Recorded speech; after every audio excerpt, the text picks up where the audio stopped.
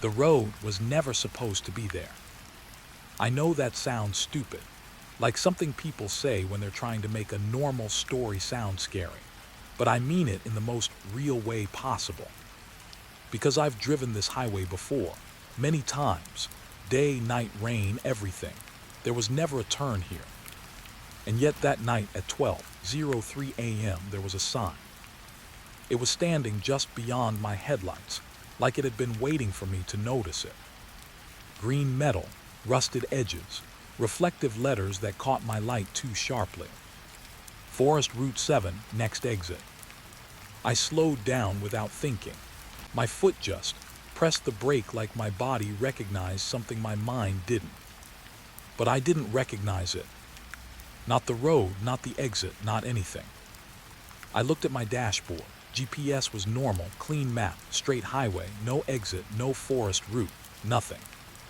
I laughed a little, nervous, because sometimes old highways have new signs, right? Governments change things, roads get renamed. But then I noticed something that made my chest tight. The exit number on the sign was flickering. Not like a light, like it was unsure of itself. 77719. It kept changing, slowly, like it couldn't decide what reality it belonged to. I should have kept driving. That's what I tell myself now. But I didn't. Instead, I turned my blinker on. And I asked myself a question I still can't answer properly. Why did it feel like someone was watching me from inside the forest before I even turned? The ramp curved down into darkness. No streetlights, no reflectors, just trees closing in like they were leaning closer the deeper I went. My tires hit gravel. That sound, I still hear it sometimes. Like teeth grinding in the dark. The highway disappeared behind me almost instantly. No merge point, no visible exit, just gone like I had never been on it. My GPS flickered. Recalculating. Recalculating. Recalculating. Then it stopped. The map turned gray. And for the first time, I realized something worse than getting lost. The device didn't know where I was anymore. That's the first open loop I want you to hold on to. How does a GPS lose a highway that still physically exists? I kept driving anyway, because stopping felt worse. The road ahead wasn't straight. It curved in ways that didn't make sense for a forest, like someone had drawn it without measuring distance. The trees got thicker. Too thick. At one point, I swear I saw trunks growing so close together they formed shapes that looked almost intentional. Like arches. Like gates. And then I saw the second thing. A mile marker. Half buried in dirt. White paint, faded numbers. But the numbers weren't distance. They were dates. 3/14/2009. I blinked hard. That makes no sense, right? Highways don't use dates as markers. I stopped the car. Silence hit instantly. Not normal silence, not no traffic silence. This was different. Even the engine sounded muted, like it was embarrassed to exist here. I rolled down the window. Nothing came in. Not wind, not insects, not birds. Just absence. That's when I heard the first whisper. It didn't come from outside. It came from the dashboard speaker. A soft crackle. Then a voice. Don't go further.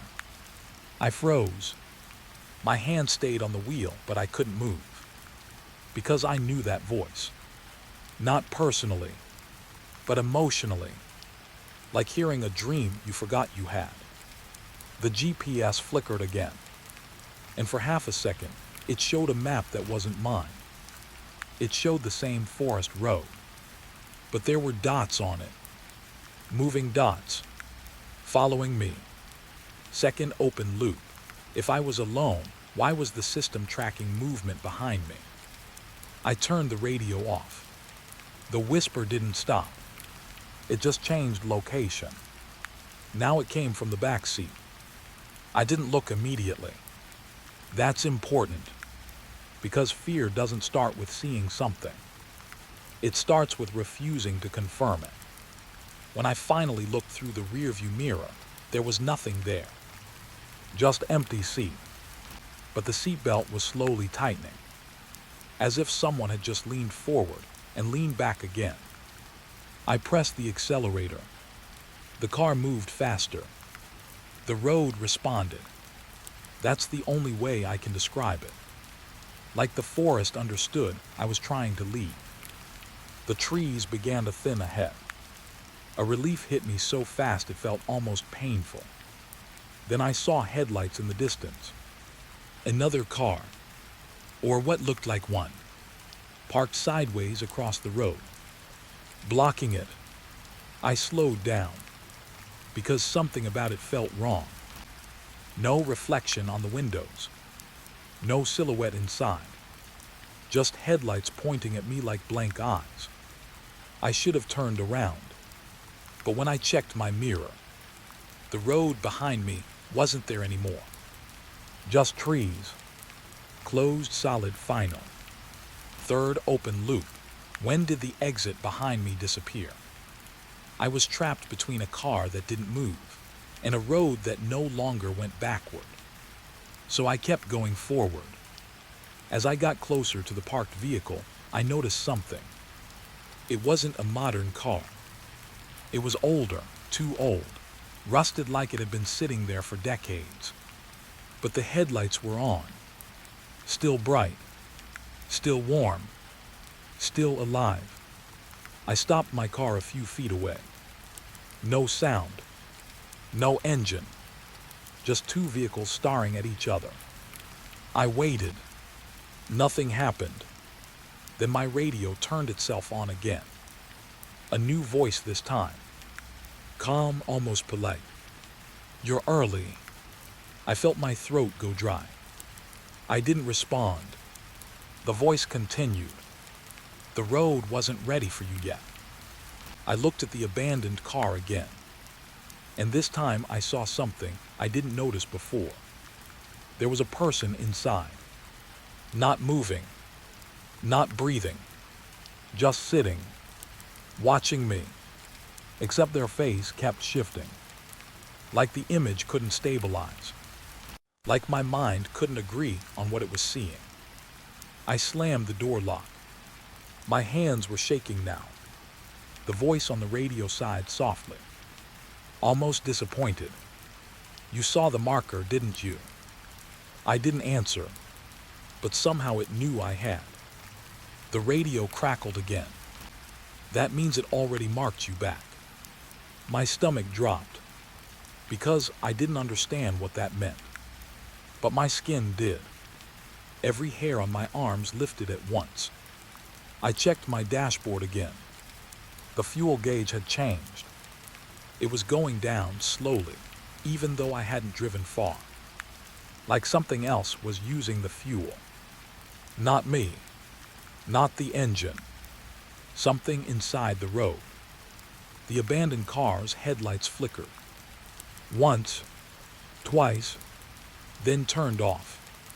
And in that moment of darkness, I saw something standing behind it. Not human. Not animal. Just shape. Too tall, too still. Like it had been waiting for the light to disappear, so I could finally notice it. My foot hit the accelerator without permission. The tires spun. The car shot forward. The road opened again. Or maybe it let me go. I don't know which is worse. Behind me, I didn't hear chasing footsteps. I didn't hear anything at all. And that silence is what convinced me I was still being followed. Because nothing in that forest lets you leave without cost. The last thing I remember from that night, before everything changed, was the sign. The same one. The one that wasn't there before. Standing again on the roadside. But this time it didn't say Forest Route 7. It had my name on it. And beneath it was a single arrow pointing forward. as if the road wasn't leading somewhere anymore. It was leading to me. The GPS wasn't just wrong, it was stubborn. That's the first thing I noticed. Because no matter how many times I turned the wheel, no matter how far I tried to pull away from that forest road, the screen kept doing the same thing. Recalculating, recalculating, recalculating, like it was waiting for me to give up. I remember gripping the steering wheel so tight my fingers started hurting. My car was moving, but it didn't feel like progress. It felt like I was dragging myself through something thick and invisible. The road ahead looked normal again, at least at first. Dark highway, empty lanes, weak yellow reflectors blinking in the distance. But the GPS, it didn't agree. It showed me something else. The same forest route. Forest Route 7. That name again. Like it had been burned into the system. I said out loud, "No, I'm not there." My voice sounded small inside the car, like it didn't belong in that space anymore. I zoomed out on the map. Nothing changed. Same loop, same curve, same dark green shape of forest roads wrapping around me like a question I didn't want to answer. That's when I noticed something worse. The blue arrow, the one showing my car, was not moving forward.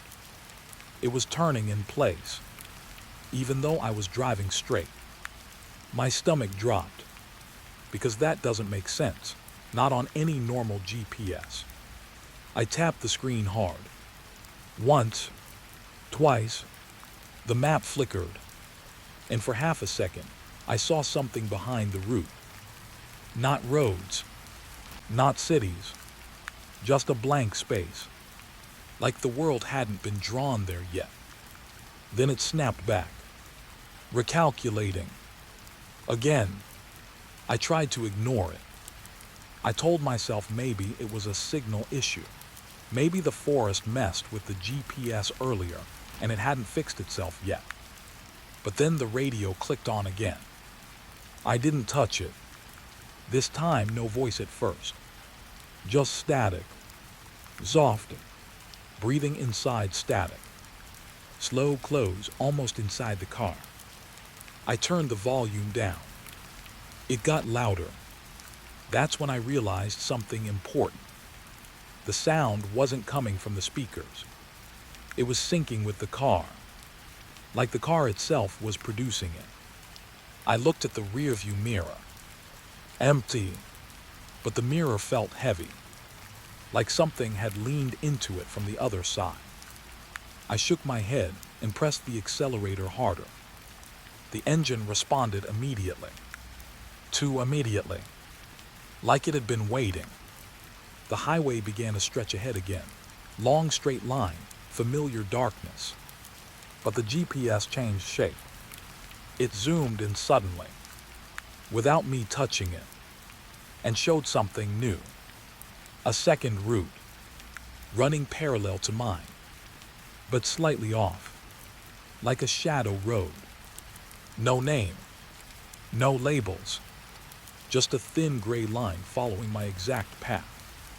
I whispered, "That's not real," but my voice cracked when I said it, because I didn't fully believe myself. I tried turning off the GPS, pressed the power button, held it. Nothing. The screen stayed on. Now it showed only one thing. Turn back. I blinked. That wasn't a suggestion. It wasn't a route. It was a command. And underneath it, smaller text appeared, almost like it was trying to be polite. "You already entered." My hands went cold instantly. Entered what? I checked the mirrors again. The road behind me looked normal, but something about it felt edited, like a video that had been slightly cut wrong. The lines didn't connect smoothly anymore. I pressed the brakes lightly. The car slowed, and that's when the GPS made its first real mistake. It stopped recalculating. Completely. Silence on the screen. Then, the map shifted. Not updated. Not refreshed. It moved. The forest road appeared again. Closer now. Not as a destination, but as a layer under my current road. Like I was already driving on it without knowing. My throat went dry. I said no, I left it. But the GPS didn't respond. Instead, it showed a dot. A second dot. Right behind mine. Following. Same speed. Same direction. But I was alone. I checked my mirrors quickly. Nothing.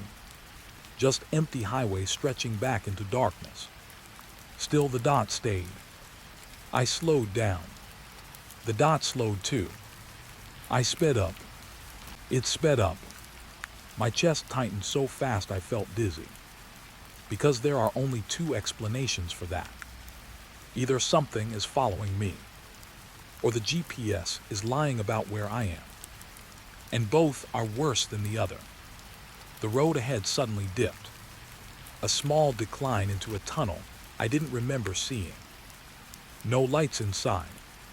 Just black mouth in the highway. The GPS changed instantly. Continue. That was it. One word. No distance, no route details. Just continue. I didn't want to go in. Every instinct screamed no.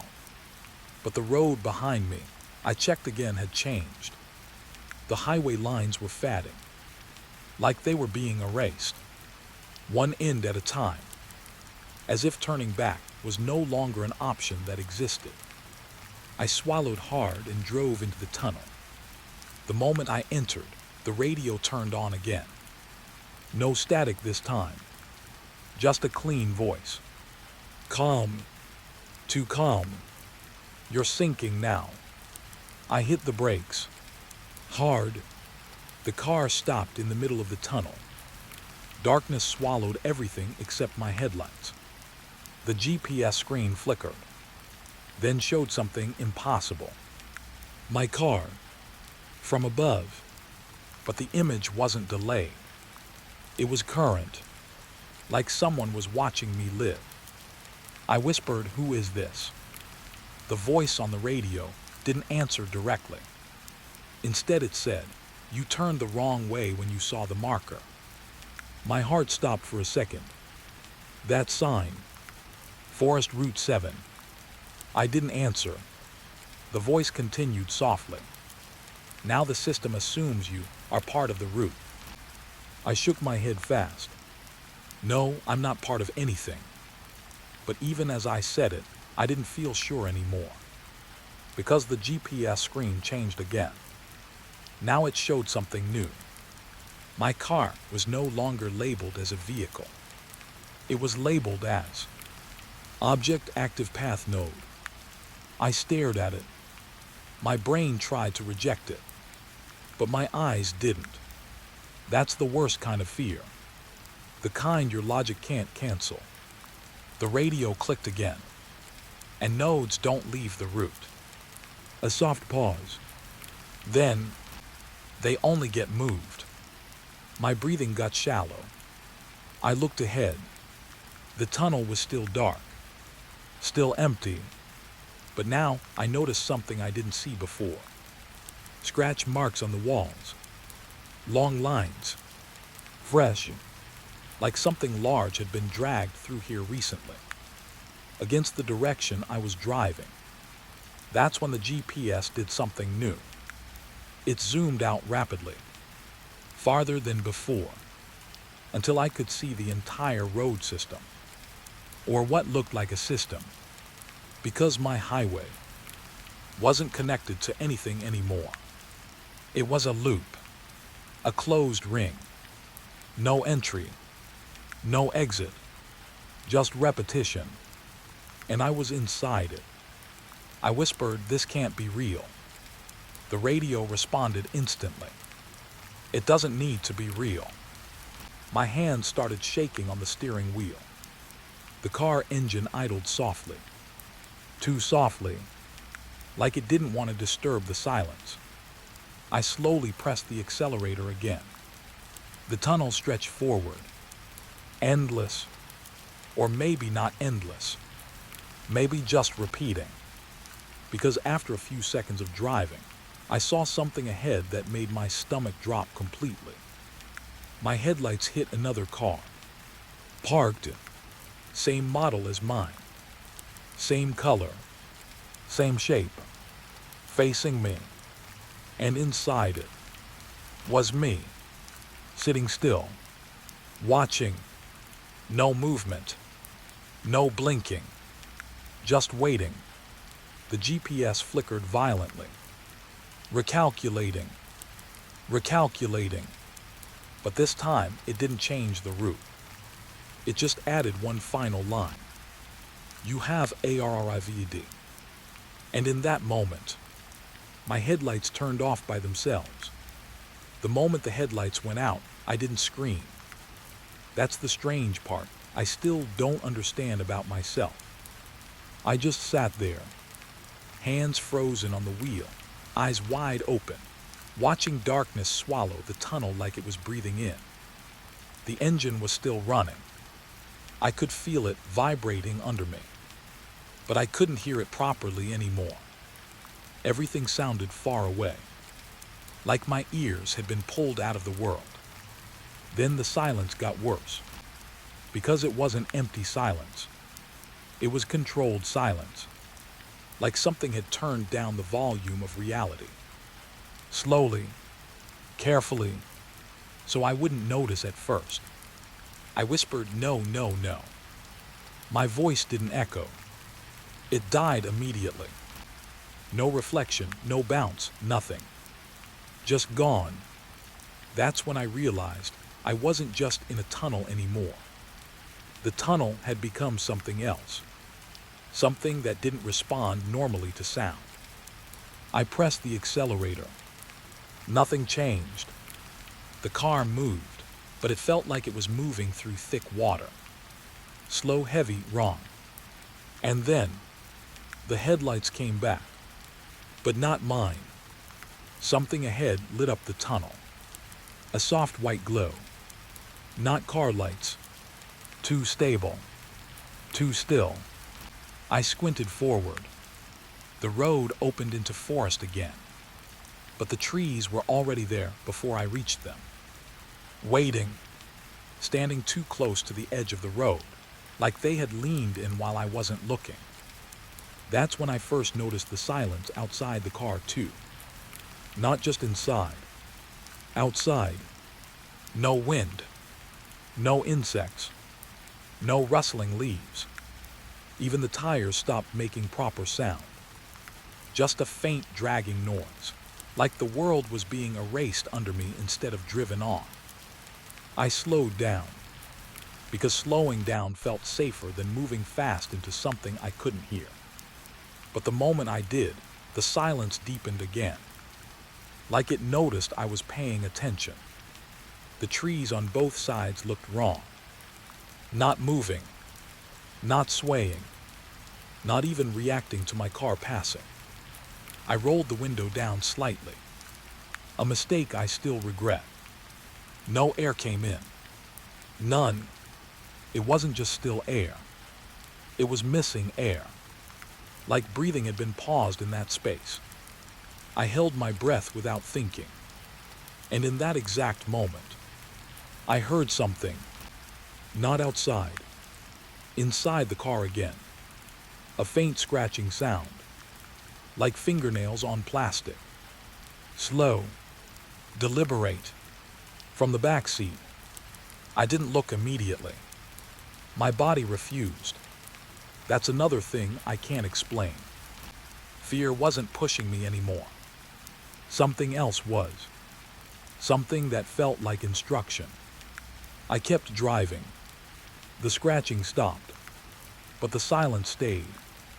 Heavier now, almost pressuring my ears, like the world was leaning closer to listen. Then the GPS flickered again.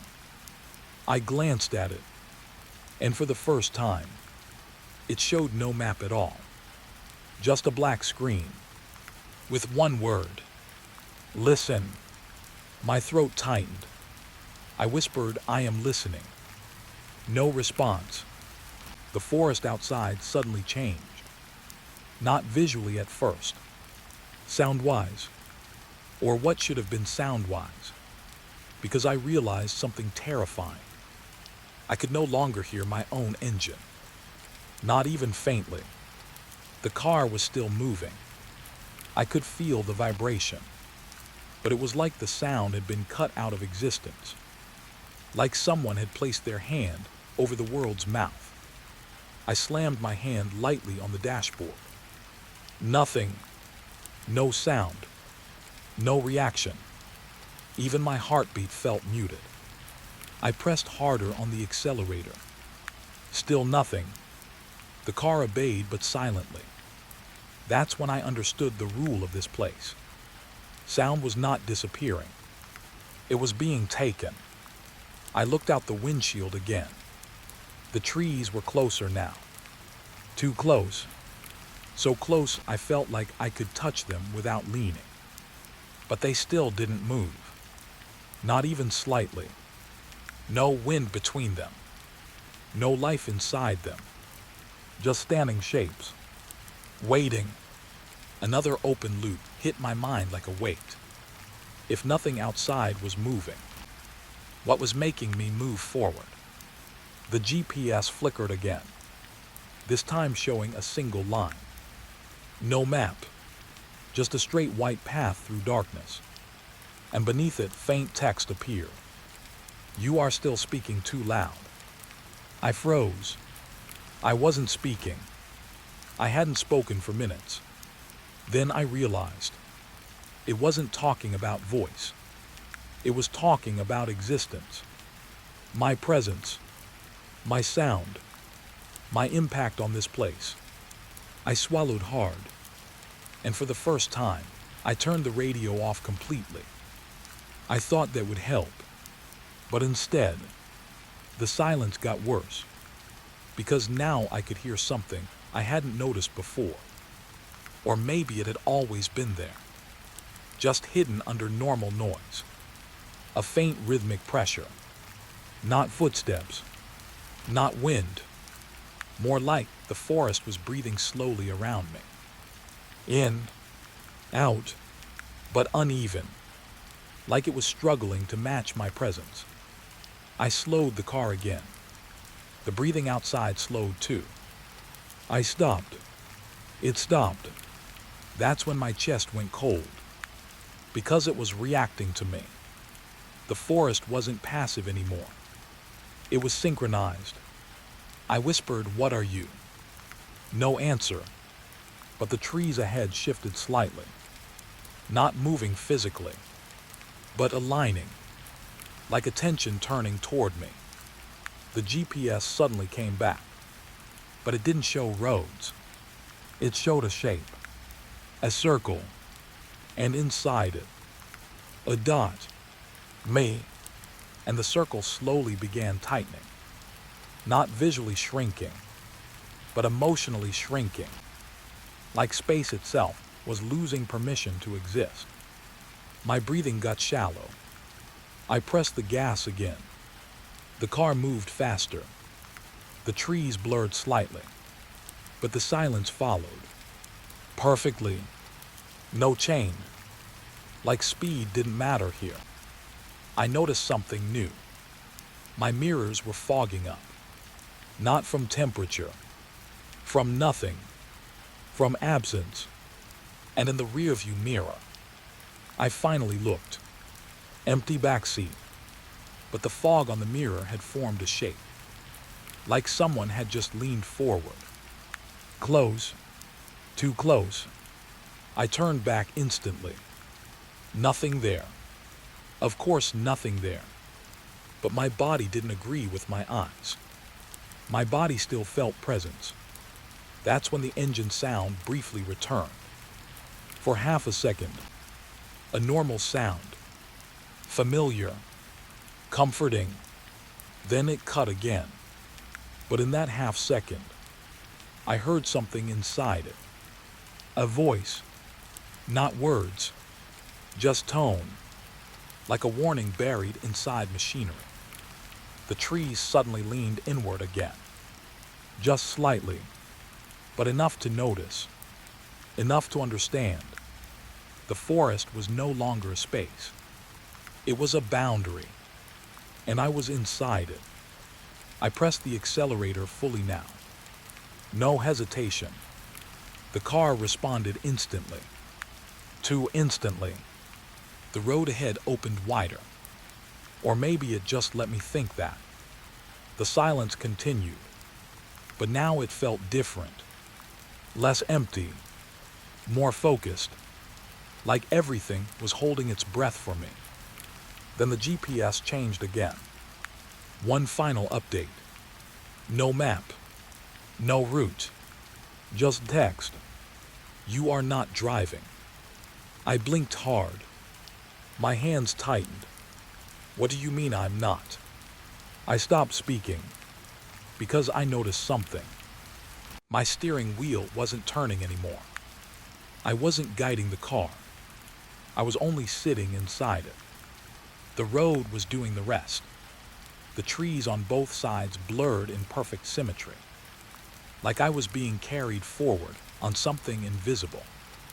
And for the first time since this began, I understood the worst possibility.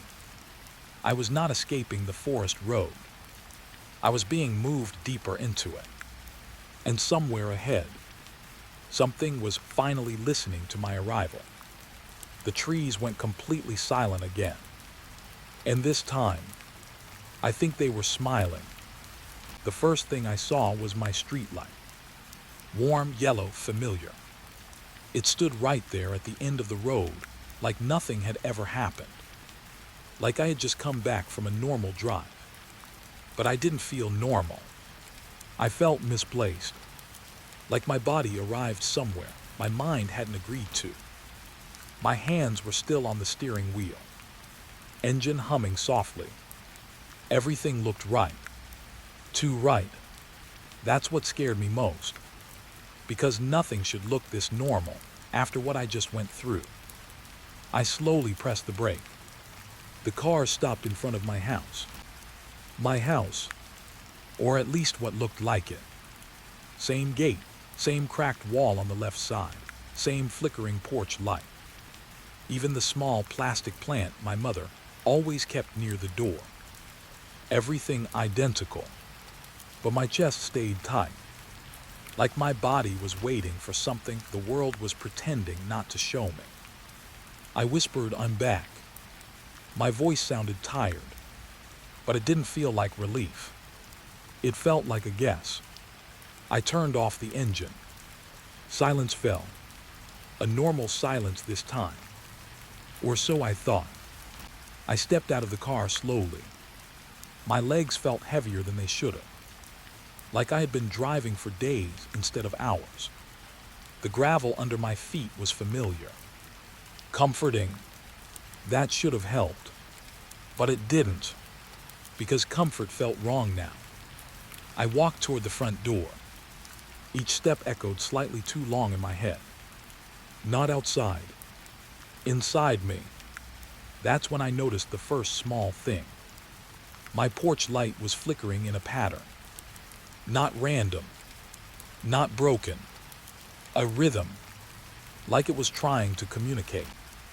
I stopped. Looked up. The light flickered 3 times. Pause. Then twice. Pause. Then 3 again. My throat tightened. I don't know why I counted it. But I did. And my mind immediately tried to explain it. Old wiring. Electric fault. Something simple. Something normal. But my body didn't accept that answer. Because I remembered something else. The tunnel. The silence. The GPS saying I was not driving. My hand slowly reached for the door handle. Cold metal. Normal feel. Too normal. I opened the door. The house smelled right. Familiar detergent. slight wood dust, my old clothes somewhere deeper inside. Everything should have calmed me, but instead, I felt like I was entering a memory instead of a place. The hallway light turned on automatically. A soft click. I stepped inside. The door closed behind me. Not loudly, not softly, just final. I stood still for a moment, listening. Nothing. No footsteps. No voices. No TV. Just normal house silence. But then I noticed something strange. My phone was still in my pocket. I pulled it out. No signal. That didn't surprise me. What surprised me was the time. It was 12:03 a.m. The exact time I saw the highway sign. My stomach tightened, because I remember thinking I had been driving for hours. But the clock disagreed. I walked toward the living room slowly. Each step felt heavier, like gravity had slightly increased inside the house. I turned the corner and froze. My couch was there, TV off, table clean, everything in place. But something on the table caught my eye. A set of car keys. My car keys. Exactly where I always leave them. I frowned. I had my keys in my pocket. I checked. They were still there. My heart beat once hard. Then again. Slow. Uncomfortable. I looked at the keys on the table. They were slightly wet, like they had been outside recently. That made no sense. I slowly walked closer, and that's when I saw it. The keychain. It was the same as mine, but scratched. Fresh scratches, like it had been dragged on gravel. My breathing got shallow. I whispered no, because I hadn't taken those keys out. Not once during the drive. I stepped back, and my heel hit something behind me. I turned fast. Nothing, just hallway. But my reflection in the mirror at the end of it wasn't moving right. I blinked. It blinked half a second later. My body went cold. I stared at it harder. It copied me again, but slightly delayed, like it was thinking before reacting. I stepped forward slowly. The reflection stayed still for a moment longer than it should, then followed. Not perfectly, almost, but not fully. That's when I noticed something behind my reflection. A faint outline of trees. Not inside the mirror. Behind it. Like the mirror wasn't showing my house anymore. It was showing something else underneath it. I stepped closer. The reflection flickered. And for half a second, I saw headlights behind me. Not in real life. In the mirror. But when I turned quickly, nothing. Just my empty hallway. My breathing turned uneven. I whispered, "This is my house." No answer. The lights flickered once, then stabilized. But now the house felt different. Smaller, like the space had compressed slightly. I walked toward the kitchen. My footsteps sounded softer than before, almost muted. I opened the fridge. Normal. Food inside. Cold light. Everything fine. But the hum of the fridge sounded wrong. Not mechanical. More like breathing. Slow. Steady. I slammed the fridge shut. Silence again. But this silence wasn't empty. It was watching. That thought hit me hard. Watching. Not just surrounding. Observing. I turned around slowly. And that's when I saw it. A small piece of dirt on the floor. Fresh. Dark. Wet. Forest soil. My heart stopped. I knelt down slowly, touched it. It crumbled under my fingers. Real, cold, impossible, because I hadn't stepped outside after parking. So how? My thought broke, because from the corner of my eye, I saw something else. A faint line of mud leading from the front door. Inside, barely visible, like something had walked in behind me. Quietly, carefully, I stood up fast, heart pounding now. I walked back toward the living room. The keys on the table were gone. I froze. My eyes scanned the room quickly. Nothing. Then, a soft sound from upstairs. Not loud, not dramatic, just a floorboard creaking gently, like someone shifted their weight. I swallowed hard. My voice came out barely above a whisper. Hello. No answer, but something inside the house responded anyway. The porch light outside flickered again. Through the window. 3 times. Pause. 2 times. Pause. 3 times. Exactly the same pattern. My stomach dropped, because I was inside now, and it was still communicating. I slowly backed up toward the hallway. My reflection was still there, but now it wasn't copying me immediately. It was watching first, like it was deciding what to do. Then it raised its hand.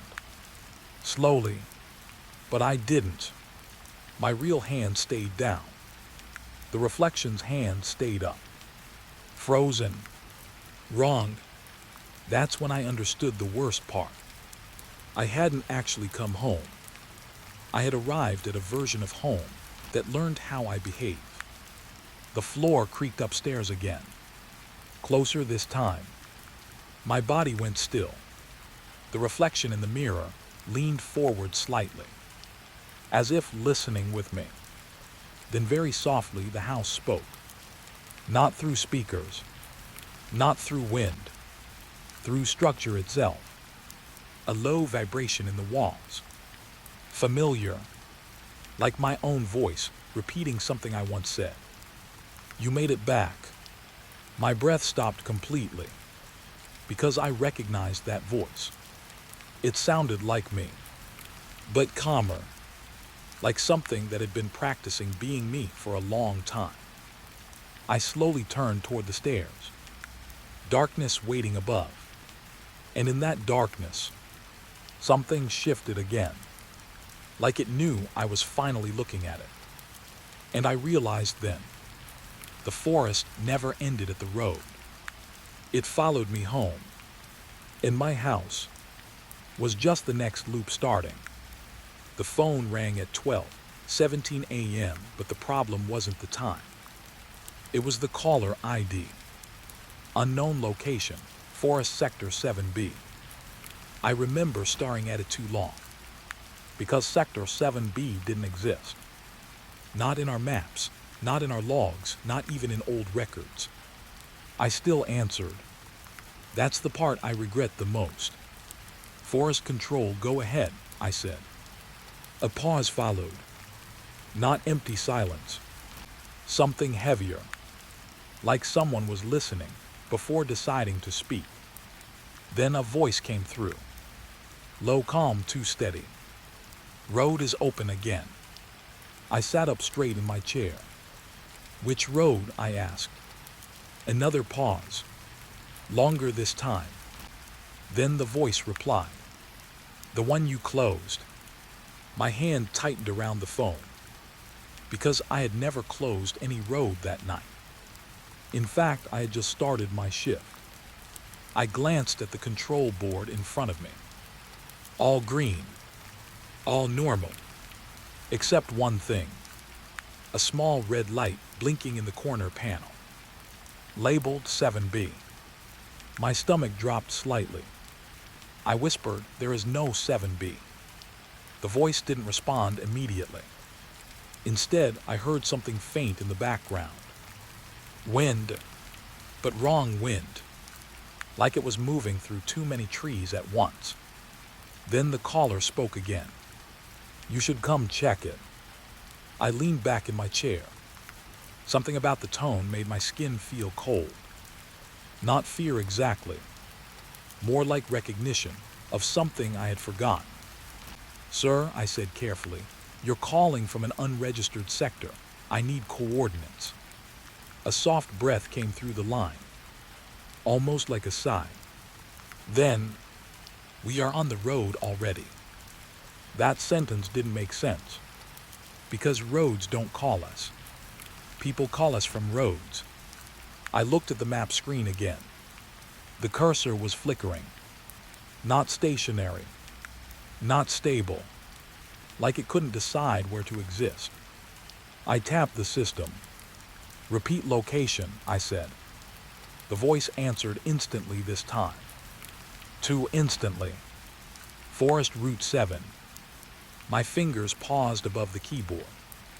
That name again. I checked the database quickly. No entry. No file. No mention anywhere. Still, the red light on the board blinked again. "Faster now." I swallowed and said, "That road is not operational." A short silence followed. Then the voice replied, quieter now. "It is tonight." Something in the way it said that made my throat tight. Like it wasn't asking permission. It was stating a condition. I stood up from my chair, walked closer to the control board. The red light was steady now. Not blinking, just glowing, as if it had decided to stay. I pressed the intercom button. "Who is this?" I asked.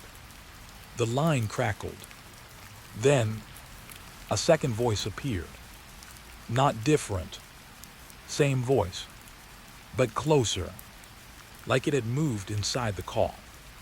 "We are the patrol," it said. My breath slowed, because we don't have patrol units in Sector 7B. We don't even assign patrols there. I checked the incident log. Nothing. Empty. But the system cursor had moved again. It was now pointing somewhere deep in the blank map area.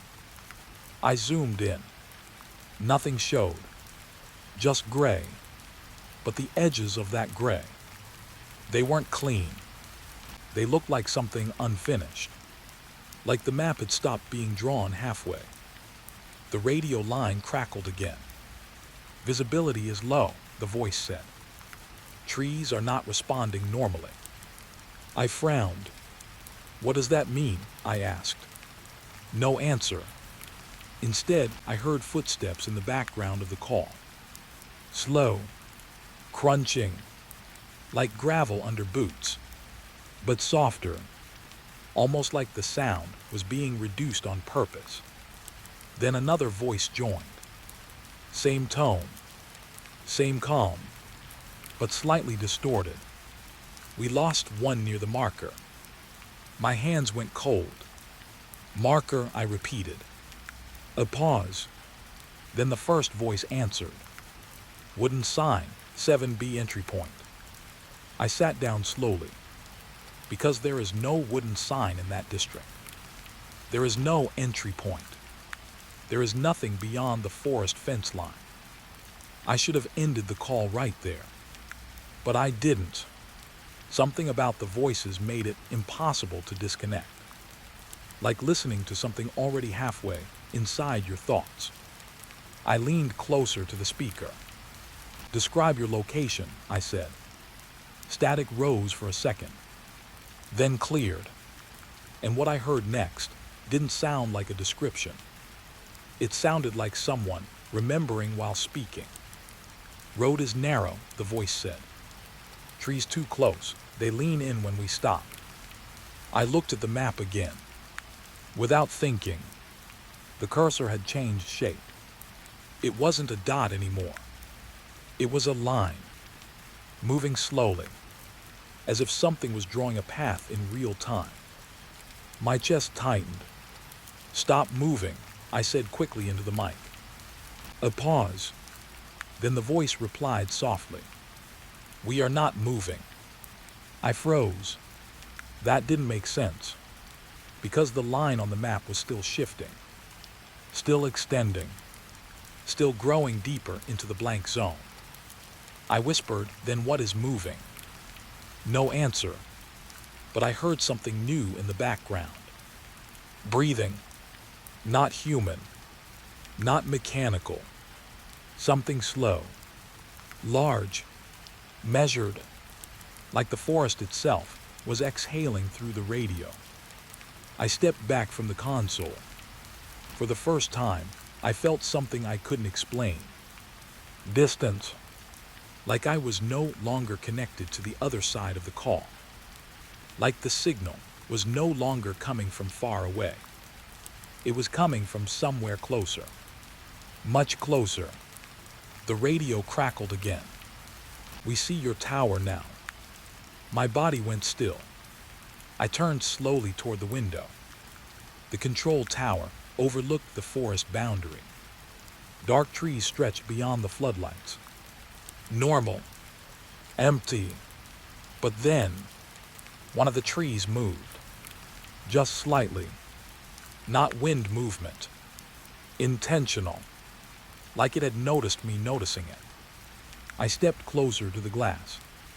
My reflection stared back at me. Tired. Confused. But behind it, for half a second, I saw headlights. I turned instantly. Nothing. Just darkness. But the radio voice came again. Calm. Unchanging. You are closer than we expected. My heartbeat quickened. Where are you? I asked again. A long silence followed. Then, we are still on 7B. I shook my head. No one is on 7B. A soft click came through the line, like a switch being pressed.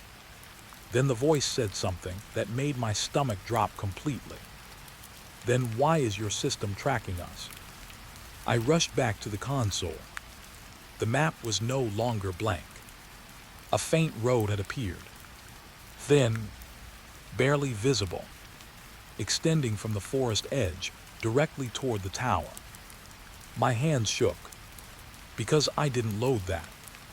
The system didn't load that. No one did. It was being drawn, in real time, and it was getting closer. The radio crackled one last time, and the voice changed slightly. Not in tone, in distance. It sounded like it was now inside the building. Not outside. Inside. We are almost at the marker, it said softly.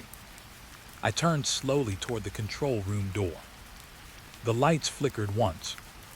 Outside the glass, the forest looked the same. But I knew it was. Because now, it was looking back at me.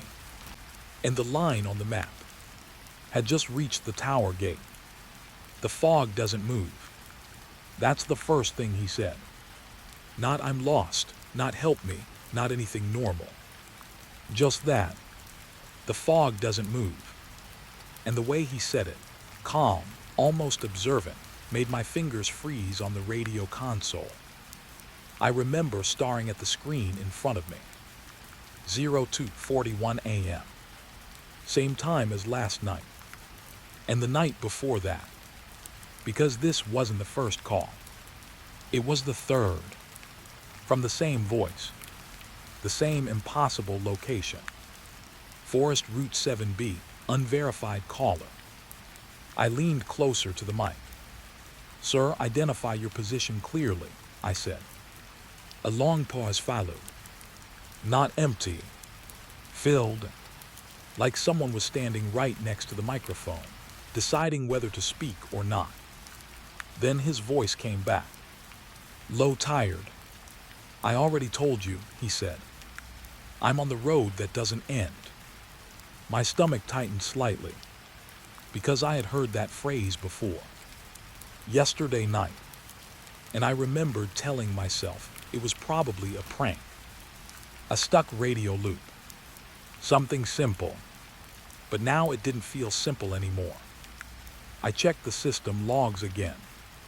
3 calls, 3 different timestamps, same caller ID, same sector tag. But the recordings, they didn't match. The voice sounded more tired each time, like it was losing something with every call. I pressed the intercom again. "Sir, we need coordinates, landmarks, anything visual." A soft breath came through the speaker. Then, "I can see trees," he said. A pause. "They're too close." I frowned. "That's not enough to locate you," I said. Another pause. "This one longer." Then his voice changed slightly. Not in tone, in awareness. "They don't move when I move," he said. That sentence made me sit back, because it didn't sound like confusion. It sounded like observation, like he had tested it. I glanced at the live map screen. Still nothing in 7B. Just blank forest zone. No signal. No tower ping. Nothing. But the audio line, it was strong. Too strong for a dead zone. I leaned forward again. "Sir, are you alone?" I asked. Silence. Then a faint sound in the background of the call, like fabric brushing against wet wood. Slow. Careful. Then his voice came again. "No," he said quietly. My grip tightened on the desk. "Who else is with you?" A pause. Then, "I think the fog is." That answer didn't make sense. Fog doesn't accompany people. Fog doesn't stay. Fog doesn't choose. But I didn't interrupt, because something in his voice made me afraid that silence might make it worse. He continued. "I tried walking out," he said, "but the trees didn't change." A soft exhale. "I counted them." I blinked. "Counted what?" I asked. "The same trees," he said. "They repeat after a while." I felt a cold line move down my spine. I looked at the monitor again. The system map flickered for half a second, then returned. But something was different. A faint curved line had appeared inside the blank zone, almost invisible, like a path being drawn slowly. I leaned closer. "Sir," I said carefully, "do you see any road markings?" A pause. Then his voice dropped slightly. "Yes," he said. "They're new." That word hit me harder than it should have. New, because nothing in Sector 7B was supposed to be new. Everything there was old, abandoned, logged and closed years ago. I swallowed. "What kind of markings?" I asked. A soft shuffle in the background. Then, "A wooden sign," he said. My hand stopped moving. I looked at the incident file again. No wooden sign exists there. But he continued. "It has numbers on it," he said. 7B. A pause. "But the B is scratched out and rewritten." I leaned forward slowly. "Rewritten how?" I asked. Another silence. Then his voice came back softer, like it changed its mind. Something outside the control room creaked. I froze instantly, turned my head slightly. Nothing there, just glass forest night. But my attention stayed divided now, between the speaker and the darkness outside. The caller spoke again. "I think I saw your tower," he said suddenly. That made my blood run cold, because there is no line of sight from 7B to us. The forest blocks everything. I checked the external camera feed quickly. All normal. Trees, fog, empty road. But then, the image flickered. Just once. And in that flicker, something tall appeared between the trees. Gone instantly. I leaned closer to the monitor. "What did you see?" I asked, my voice tighter now. The caller took a long breath. "I saw a light," he said, "like a room that forgot to turn itself off." I glanced around the control room. All lights steady, except one, the hallway light behind me. It flickered once, then stayed on. I turned slowly. Nothing there, but my reflection in the glass looked slightly delayed. Just like before. Just like something was not fully synced with me anymore. The radio crackled again. "I'm trying to get closer to it," the caller said. My chest tightened. "Closer to what?" I asked quickly. A pause. Then, "To the part of the forest that doesn't repeat." That sentence made no sense, but my brain didn't reject it. It tried to understand it, like the idea already existed somewhere inside me. I stood up now, walked toward the window. Outside, the forest looked unchanged, but I noticed something small. The fog line. It wasn't spreading. It was forming shapes, thin, layered patterns, almost like it was organizing itself. The caller's voice came again, quieter now.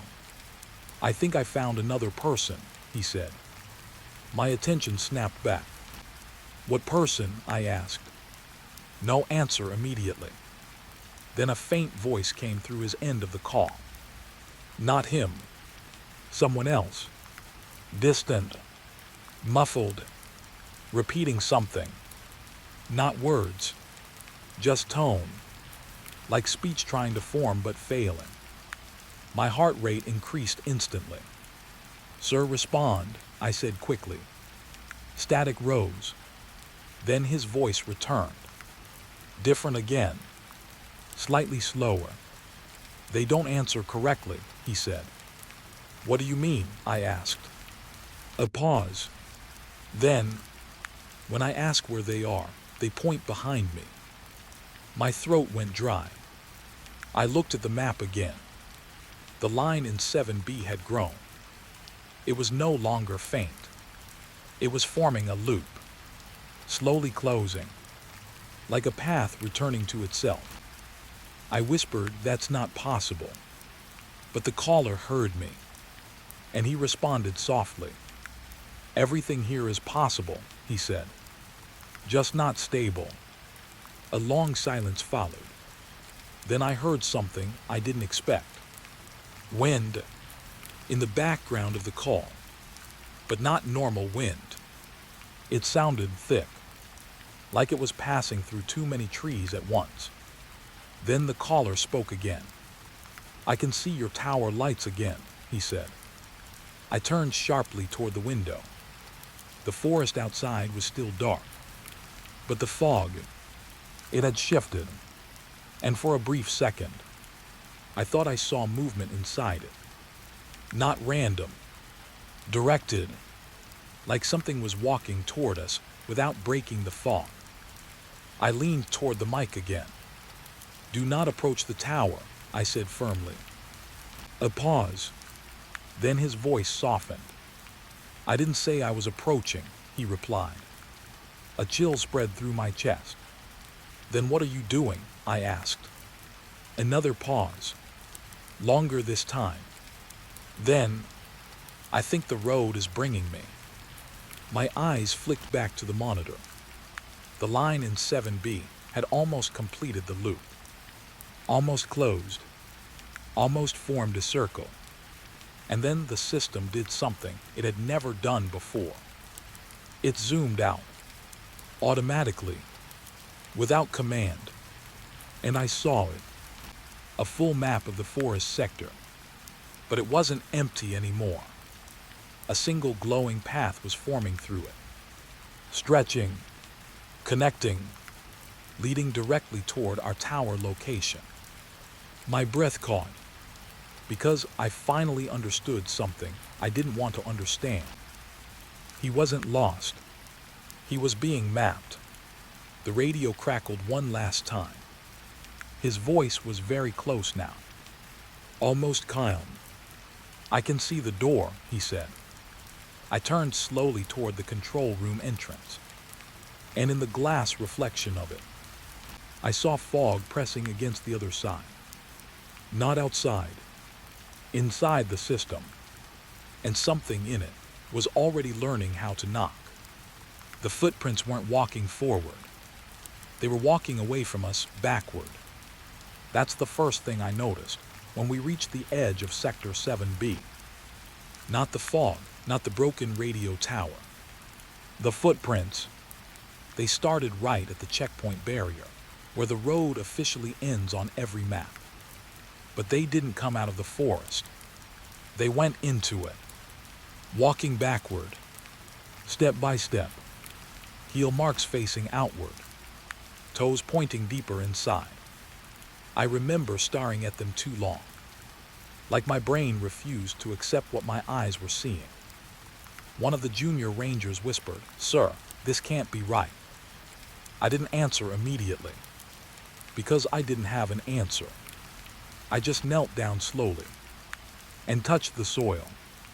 It was soft, fresh, too fresh for a place that's supposed to be abandoned for years. I traced one of the prints with my fingers. The shape was wrong, not just reversed. It felt repeated, like the same foot had stepped there multiple times, but never in the same direction. That's when I noticed something worse.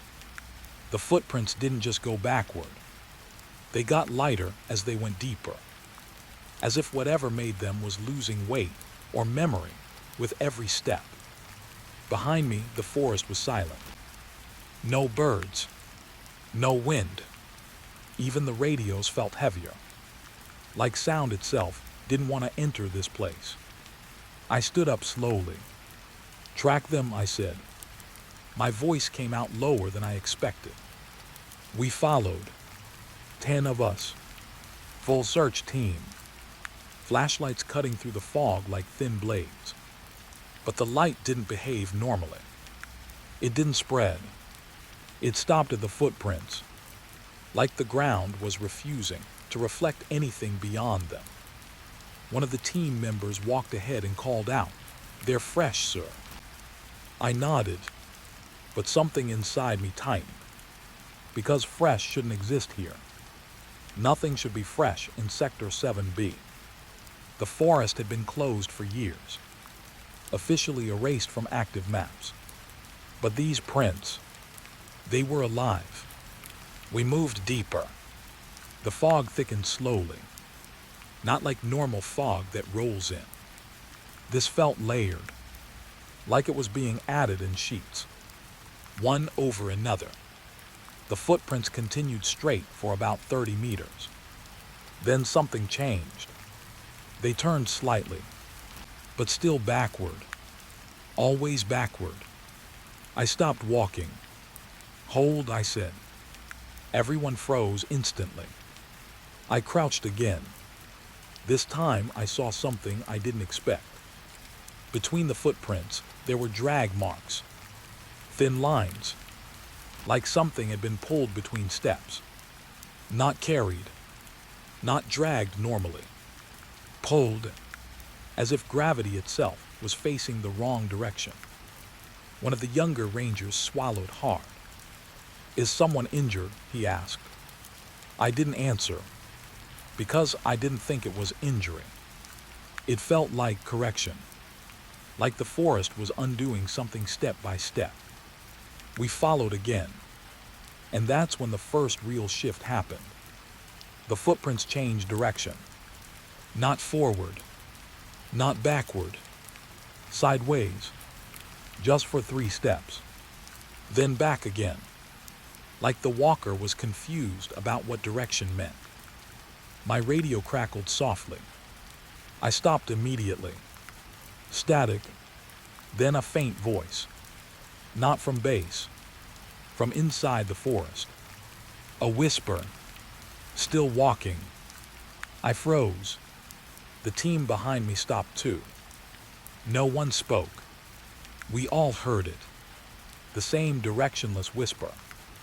One of the rangers looked at me and said, "Sir, that's not our channel."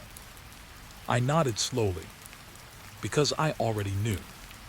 The footprints suddenly became clearer and deeper, as if the person had just become heavier again, or more real.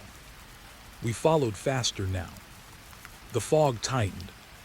The trees leaned slightly inward, not visibly, but perceptibly, like the space between them was shrinking. I checked the GPS. No signal. Blank screen.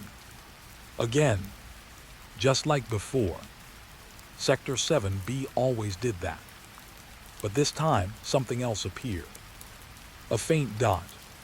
Moving. Ahead of us. But not forward. It moved in reverse too.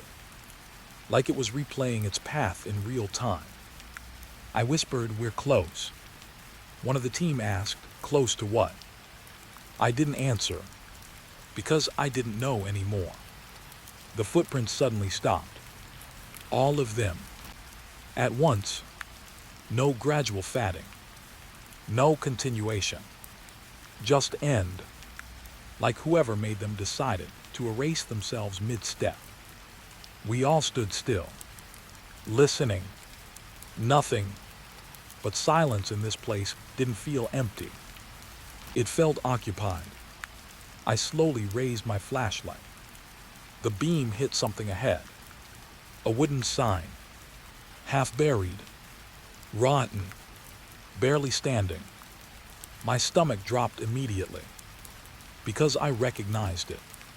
7B entry point. Same sign the caller mentioned last night. But now it was different. Something had changed. The B looked scratched and rewritten. Again, like it couldn't decide what it was.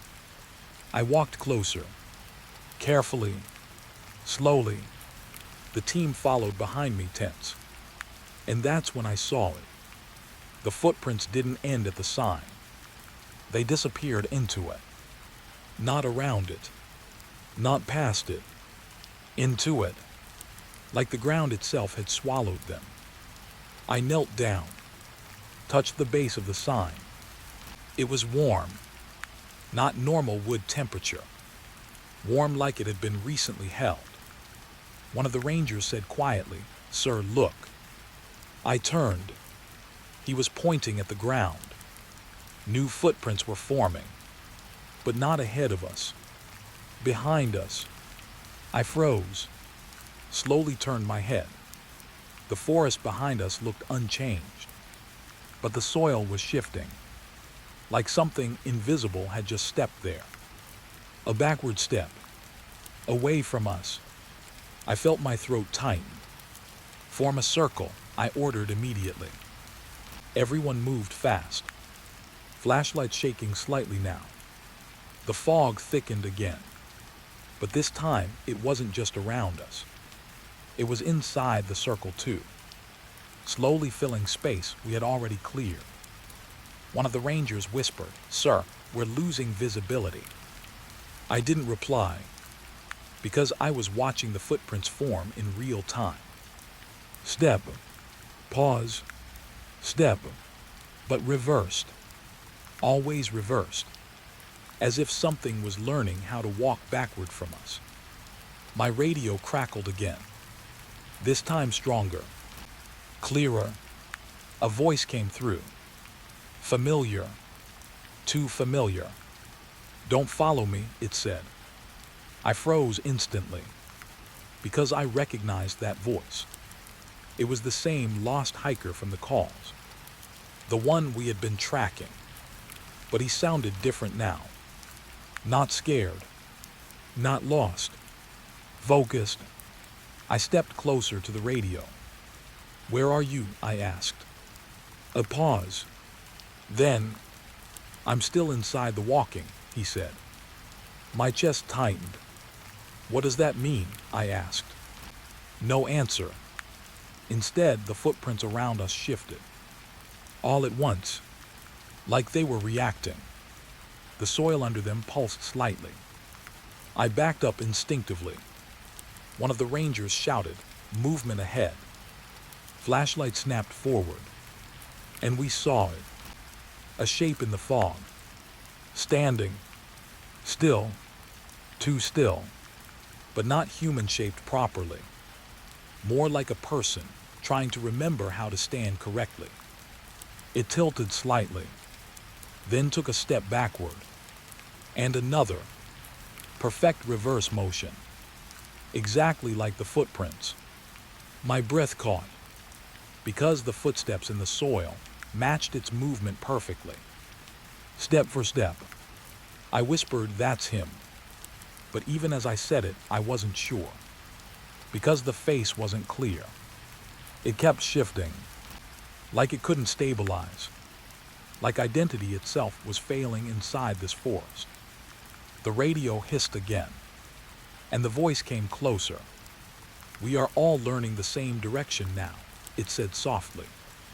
My skin went cold. One of the rangers asked quietly, "Sir, do we approach?" I didn't answer immediately, because the thing ahead was still stepping backward. Slow, patient, like it had all the time in the world. Then it stopped, and for the first time, it looked directly at us. The fog parted slightly, just enough for me to see its eyes. And they weren't empty.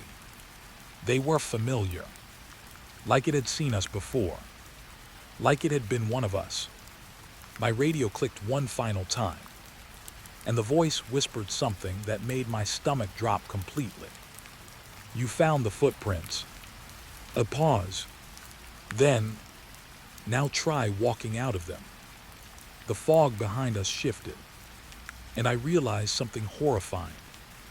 There were no footprints leading back anymore, only forward, into 7B, and something was already stepping inside them behind us. The investigation was already over. That's what the report said. Closed, archived, filed away under signal interference unresolved. But the radio didn't get the memo, because at 3:08 a.m. it turned on again. By itself. No power surge, no manual switch, no warning. Just a soft click in the silence of the abandoned cabin. And then, breathing, slow, close, too close. I froze in the dark, staring at the old field radio sitting on the table. Dusty, disconnected, supposed to be dead. But it was. The green light was on. Faint, like it was trying not to be noticed. I whispered, "That's impossible."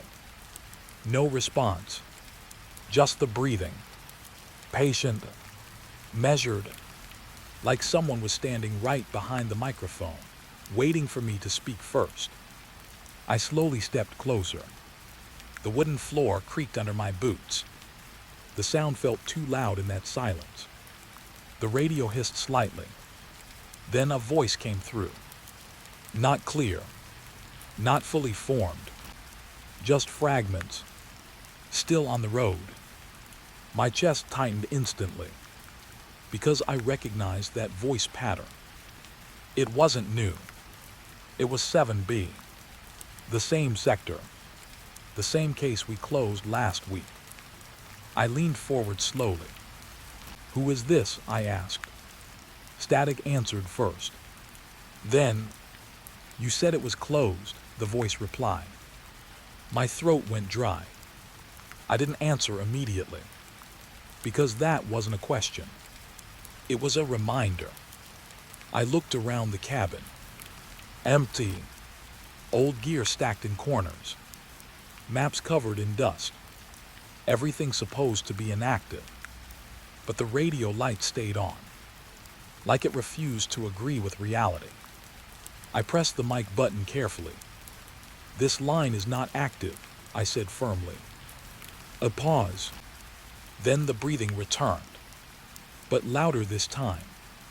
Not from the speaker, from the entire room. That's when I realized something. The radio wasn't playing sound. It was transmitting presence. I stepped back instinctively. The chair behind me scraped slightly. The radio crackled again. Then the voice returned. Calmer now. Closer. You left too early, it said. My stomach tightened. Left what? I asked. A long pause. Then, the loop. My mind tried to reject that word. Loop. It didn't belong in official reports. It didn't belong in field operations. But I remembered something from the original case file. Footprints, backward movement, fog that didn't behave normally. And I felt a cold connection forming between all of it. I leaned in again. Identify location, I said. The radio clicked softly. Then, still moving through 7B, it replied. My hand tightened around the desk edge. That sector is closed, I said again. A soft laugh came through the static. Not mocking, just tired. You closed the map, it said, but not the road. My breathing slowed, because I didn't have a response for that. The radio suddenly shifted frequency on its own. No manual input, no dial movement, just chain, and the sound became clearer. Too clear, like I was no longer listening to a signal. I was listening to someone standing in the room. I can see the trees again, the voice said. I frowned. There are no trees near your position, I said quickly. A pause. Then, they are closer now. I looked at the window behind the radio. Dark forest outside. Still, silent, but something about it felt different, like it was paying attention. The radio hissed again. Then another voice joined.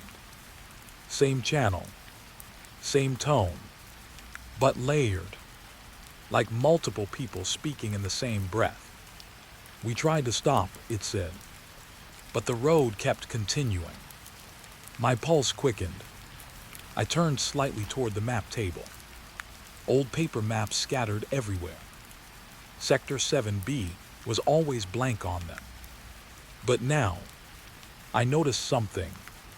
A faint pencil line, not drawn by us. A curve forming inside the blank zone. I froze, because I had seen that line before. On the live feed, on the investigation logs, even on the GPS system.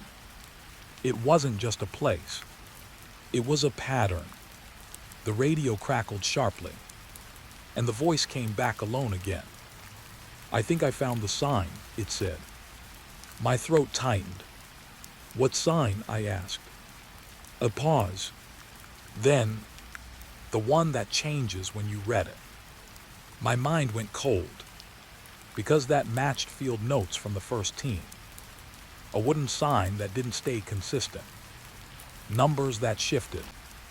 Letters that rearranged themselves. I stepped closer to the radio again. Describe it, I said. Static rose. Then the voice spoke slowly. It says 7B, it said. But when I look away, it becomes something else. I frowned. Becomes what? I asked. Silence. Then, my name. My blood ran cold, because that wasn't in any report. No survivor mentioned that. The radio suddenly emitted a low tone. Not static, not interference. A steady signal, like something locking onto us. I looked at the device. The green light was no longer faint. It was steady now, strong, alive. And then I noticed something terrifying. The radio wasn't receiving anymore. It was broadcasting. I stepped back slowly. No, I whispered. The voice responded instantly. Yes, it said. My breathing got shallow. "What do you want?" I asked. A long pause. Then, "To finish the route." My hand shook slightly. "This is not a route," I said quickly. "It's a containment zone." The voice softened. "That's what you called it," it replied. But it never stopped moving. I turned toward the door. The cabin suddenly felt smaller, like the walls had shifted inward slightly. The radio crackled again, and the voice became clearer than ever. "I can hear your tower now," it said. I froze. "There is no tower near you," I said. A pause. Then, "There is now." My heart slammed hard, because that shouldn't be possible. The radio shouldn't have line of sight. It shouldn't have signal reach. It was miles inside restricted land. But still, the sound in the speaker changed. Wind. Heavy wind. Like it was moving through tall trees. Right next to the microphone. Then footsteps. Slow. Measured. Not outside the cabin. Inside the transmission. I whispered, "Where are you?" The voice answered calmly, "We are at the edge of your recording." My skin went cold, because that meant it wasn't just a call anymore. It was entering the system. I looked at the radio again. The green light flickered once, then stabilized, and for half a second, I saw something in the metal surface. A reflection, not of me, but of trees. Close, too close. I stepped back instantly. The radio crackled louder, and the voice came one final time. No distortion, no static, perfect clarity. "We are almost through," it said. I grabbed the mic and shouted, "Stop transmission." But the radio didn't respond. It wasn't listening anymore. It was speaking. Through me. The speaker emitted a final soft sound. Not a message. A breath. And in that breath, I heard something I wasn't supposed to hear. My own voice, whispering back from the other side. "Still on the road." The radio light turned solid green. And outside the cabin window, the forest began to move closer without sound. The light wasn't supposed to be there. That's the first thing I told myself. Because I've driven this forest route before, many times. Rain, night, empty roads, nothing ever changes here. But that night, something was glowing between the trees. Soft yellow, steady, like a diner sign. I slowed the truck without thinking. My hand stayed on the wheel, but my foot eased off the gas like my body was confused before my mind caught up. The GPS showed nothing. Just forest. No stops, no buildings, no exits. But the light kept shining. And it wasn't far. That was the worst part. Because lights like that in a place like this should be distant. Flickering. Unstable. Not waiting. I whispered, "There's nothing out here." My voice sounded small inside the cabin. The truck kept rolling forward slowly.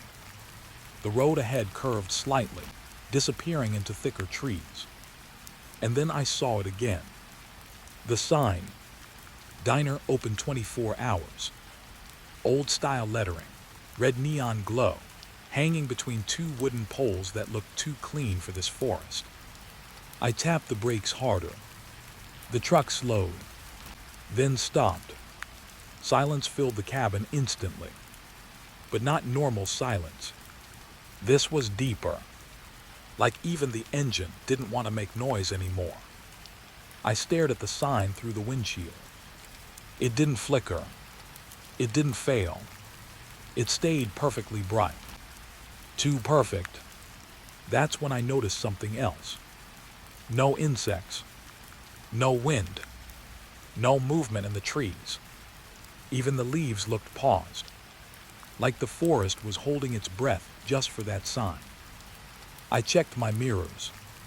Empty road behind me. No headlights.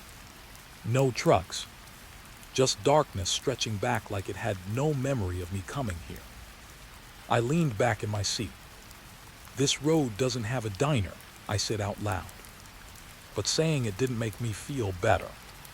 Because sometimes, in places like this, reality doesn't care what exists on paper. I turned off the engine. The moment I did, the silence changed again. Not quieter, closer, like something had moved slightly nearer while I wasn't paying attention. I hesitated, then opened the truck door. Cold air hit my face instantly. Too clean, too still. No smell of fuel, no forest dampness, nothing normal. Just empty air. I stepped down slowly. My boots hit gravel, but even that sound felt wrong. Like it echoed too long in my head and never came back. I looked toward the diner sign again. It hadn't changed, but now I noticed a small detail. A faint hum, not from the sign itself, from the ground under it, like electricity running through soil. I frowned. That's not possible, I muttered, but my voice didn't feel confident anymore.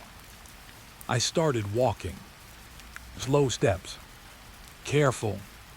Each step felt like I was being watched from somewhere between the trees. The diner grew clearer as I approached. Wooden structure. Warm windows. A soft glow inside like someone had just cleaned it 5 minutes ago. But the forest around it stayed dead silent. No sounds of life. No distant animals. No wind in branches. Only the diner existed. I stopped a few meters away. My chest felt tight now, because the place looked normal. And that was the problem. Normal didn't belong here. I noticed a small parking area. Fresh lines painted on gravel. Too fresh. No dust on them. No tire marks except one set, leading straight to the entrance. I swallowed. Someone was here, I said quietly, but I didn't feel reassured. I walked closer. The diner door had a bell hanging above it. It didn't move, even though there was no wind. I pushed the door slightly. It opened before I touched it. Just a little, like it already knew I was coming.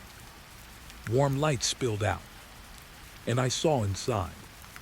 Empty booths, clean counters, a coffee machine still steaming. That was the first thing that made my stomach drop. Steam doesn't stay that perfect in an empty place. I stepped inside slowly. The bell didn't ring. That was the second wrong thing. No sound at all. The floorboards didn't creak either, like the whole place was absorbing noise. I looked around. "Hello," I called out. My voice came out soft, almost swallowed. No answer, but the coffee machine hissed gently, like it had heard me. I walked closer to the counter. A half-filled cup sat there, still warm. I touched it lightly. It was fresh. Too fresh. My fingers pulled back quickly. "Is anyone here?" I asked again. This time my voice felt less sure. Behind the counter, a small bell suddenly rang once. Not loud. Just once. I turned fast. No one there. But something had changed. The lights were slightly brighter now, like the diner had adjusted to me. I looked at the booths again, and I noticed something I didn't see before. A newspaper on one table, folded neatly. I walked over and picked it up. The date on it made my chest tight. It was today. Same day. Same year. Impossible, because no delivery truck should reach this place. No service road existed here. I flipped the page. The headlines were blurred, like the ink hadn't fully decided what it wanted to say. But one line stood out clearly. Truck driver enters unlisted forest route. My hands went cold instantly. I looked up. The diner felt different now. Slightly smaller, like the walls had moved inward while I wasn't paying attention. I stepped back. Slowly, my boot hit something. I looked down. Fresh footprints on the floor. But not mine. They were already here, leading from the back door. I hadn't even noticed a back door, but now I saw it. Slightly open, just a crack, and beyond it, a darker glow, different from the diner light, more unstable, like something behind it was not fully real. I whispered no, but my body was already moving, not fully under my control. I walked toward the back door.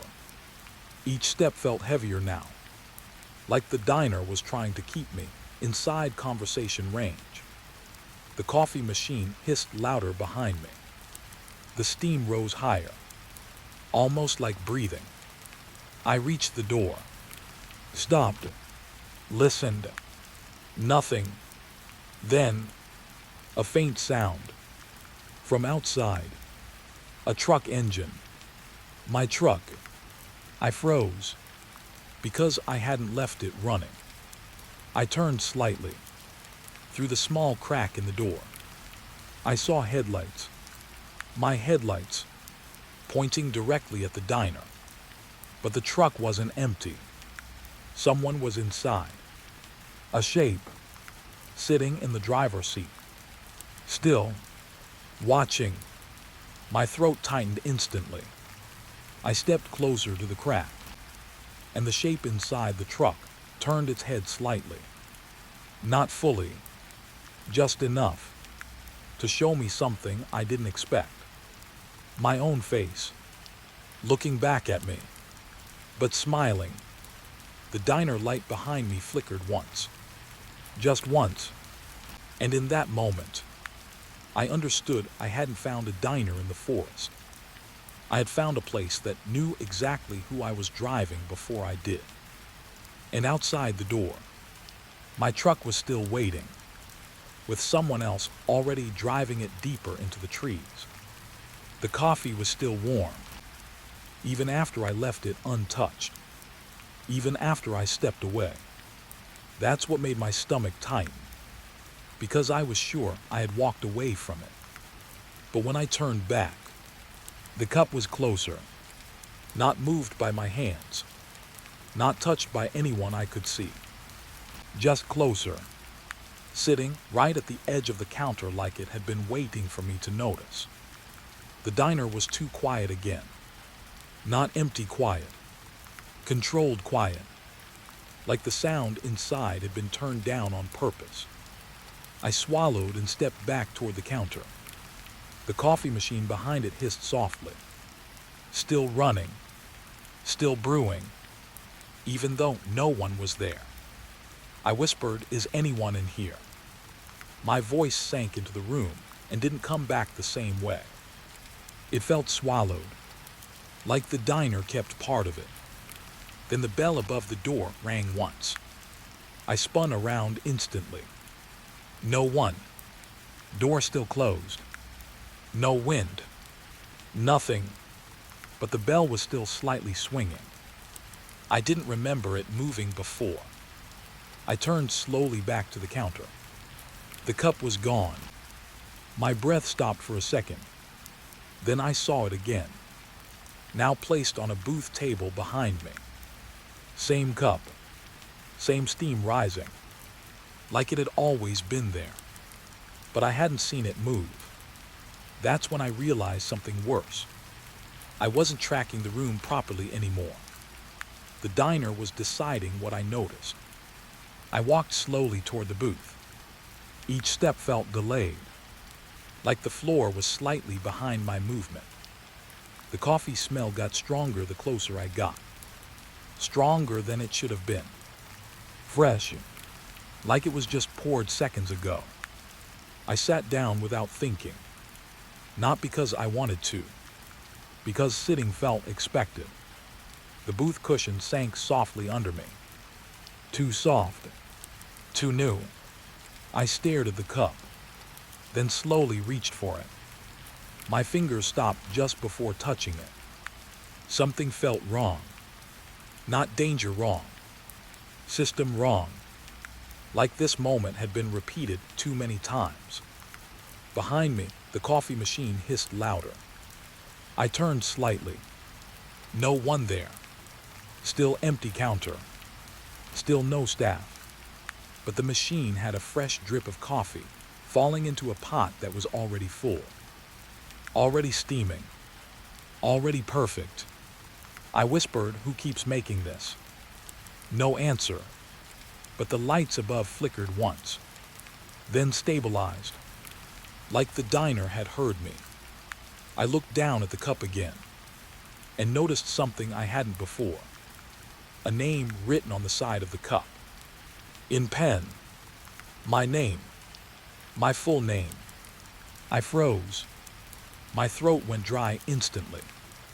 I whispered it out loud. No. The ink looked fresh.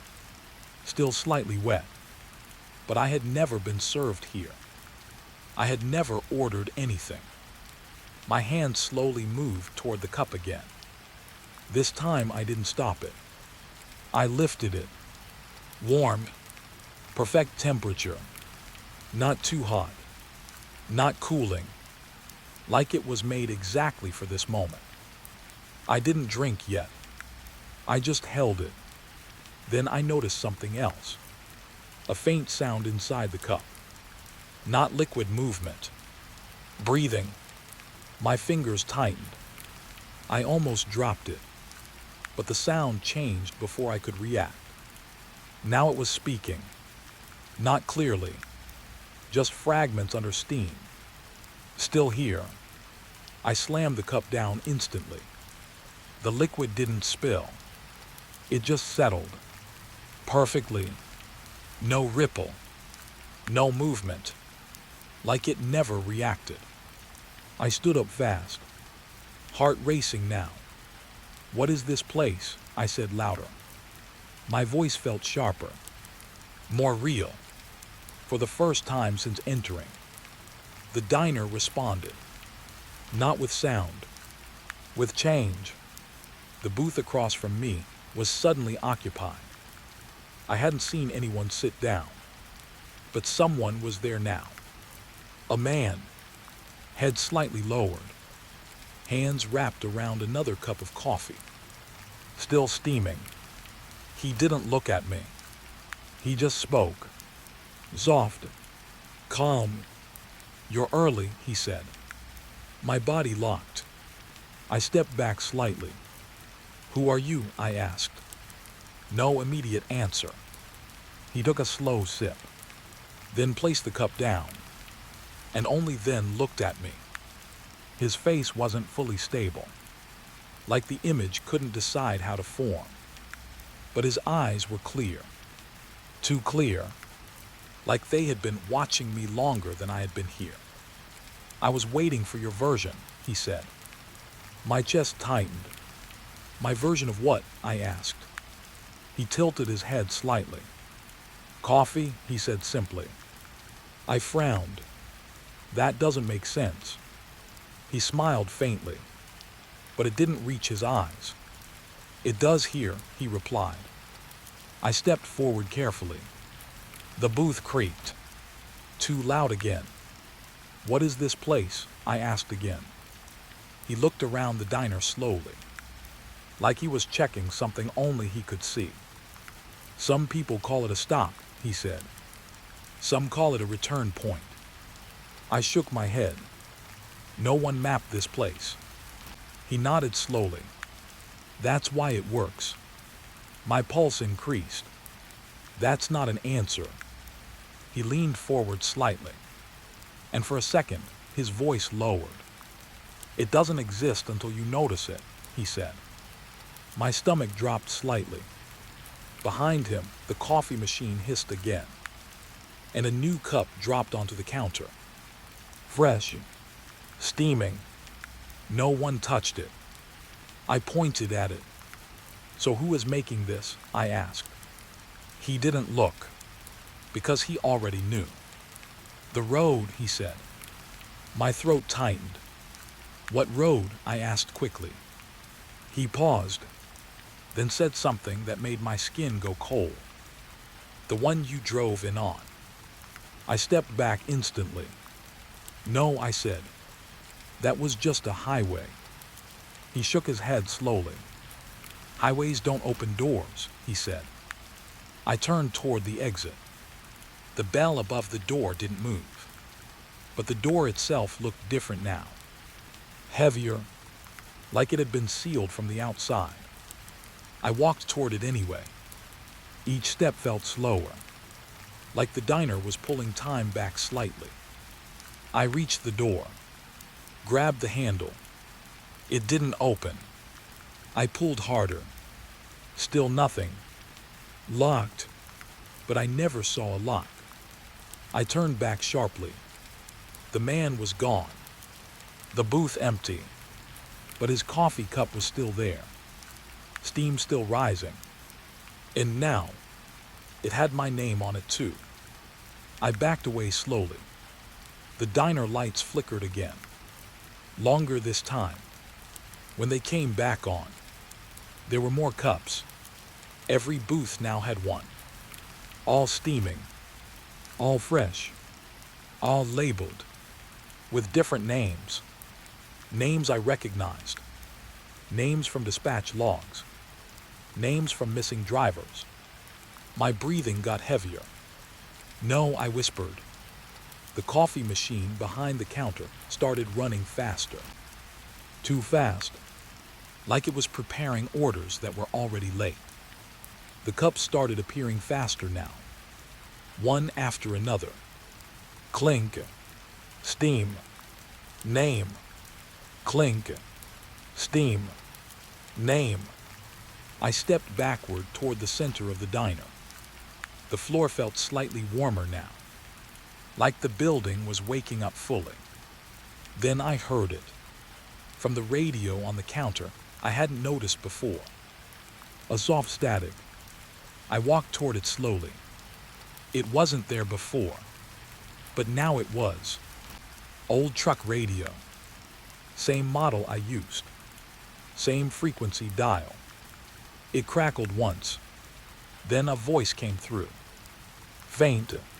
Familiar. It said my name. I froze. The radio repeated it. Not asking. Not calling. Just confirming. I reached toward it slowly, my hand shaking slightly. And then, from every cup in the diner at once, a single sound rose together. Breathing, all at the same rhythm, all at the same depth. Waiting, and the radio whispered one final line before cutting out completely. Order ready. The lights dimmed slightly, and every cup in the room turned toward me at the same time. They were already talking when I realized I couldn't hear anything new. Same words, same pauses, same smiles, like the diner had hit repeat without telling anyone. I stood in the middle of the room watching them. Every booth was filled now. Not before. Now, I'm sure of it, but none of them looked like they had entered. They were just there, sitting, holding cups of coffee that never cooled. I took a slow step forward. No one reacted. That was the first wrong thing. In a normal diner, movement changes behavior. Here, nothing changed. A man in the corner booth laughed softly, then repeated the laugh again. Exactly the same. Same pitch, same timing. Like a recording stuck between frames.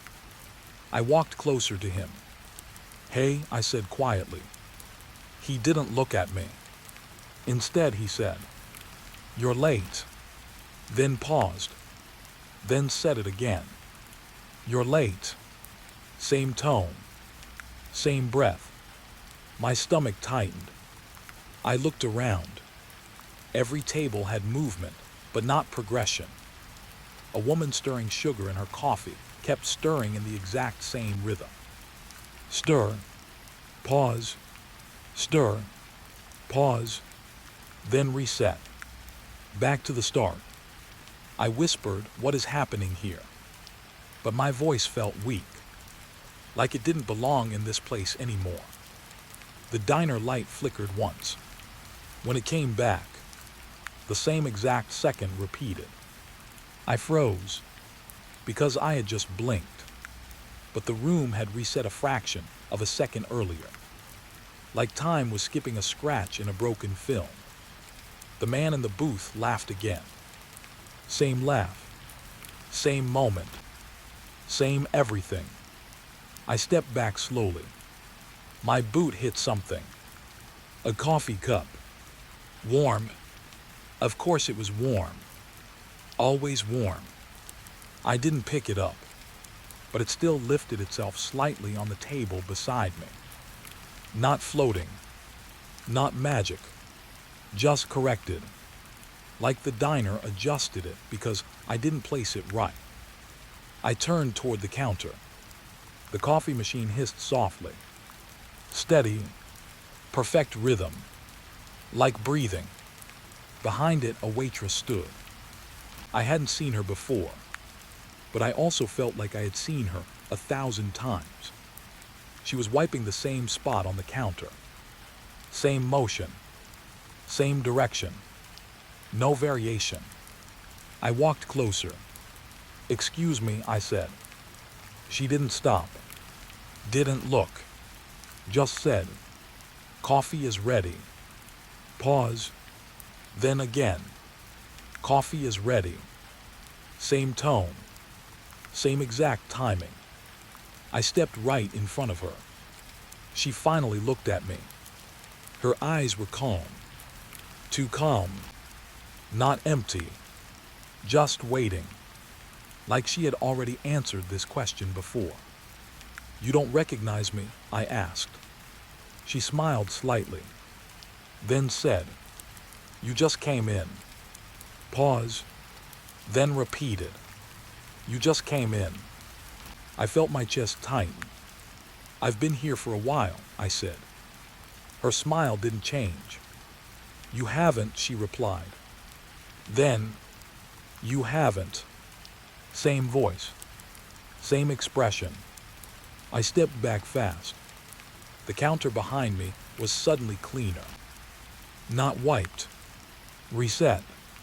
Like nothing had touched it in the first place. That's when I noticed something worse. My footprints on the floor. They were fading. Not disappearing. Revering. Like I was being erased backward. I turned toward the booths again.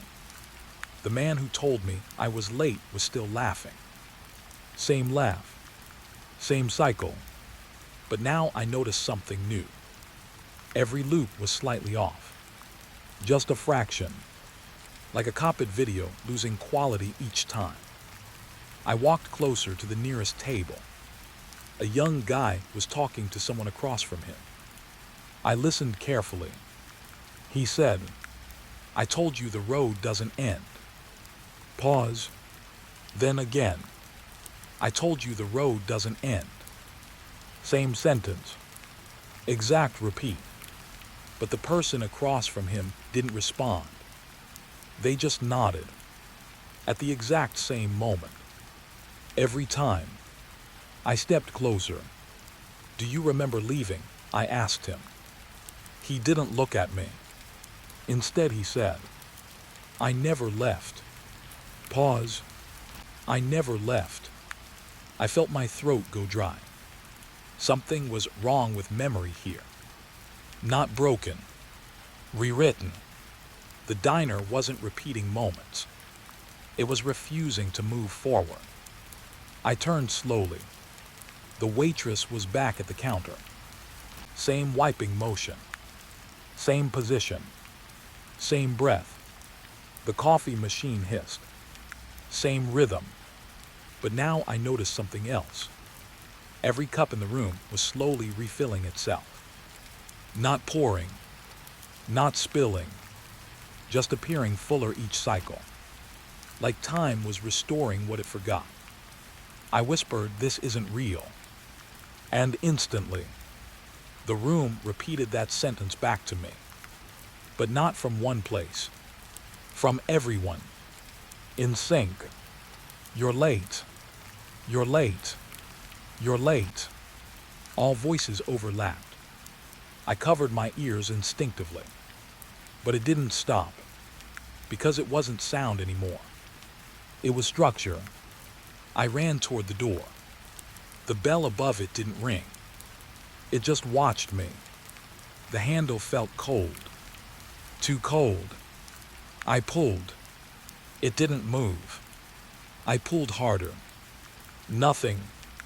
Then I heard footsteps behind me. Slow. Measured. I turned instantly. The man from the booth was standing there.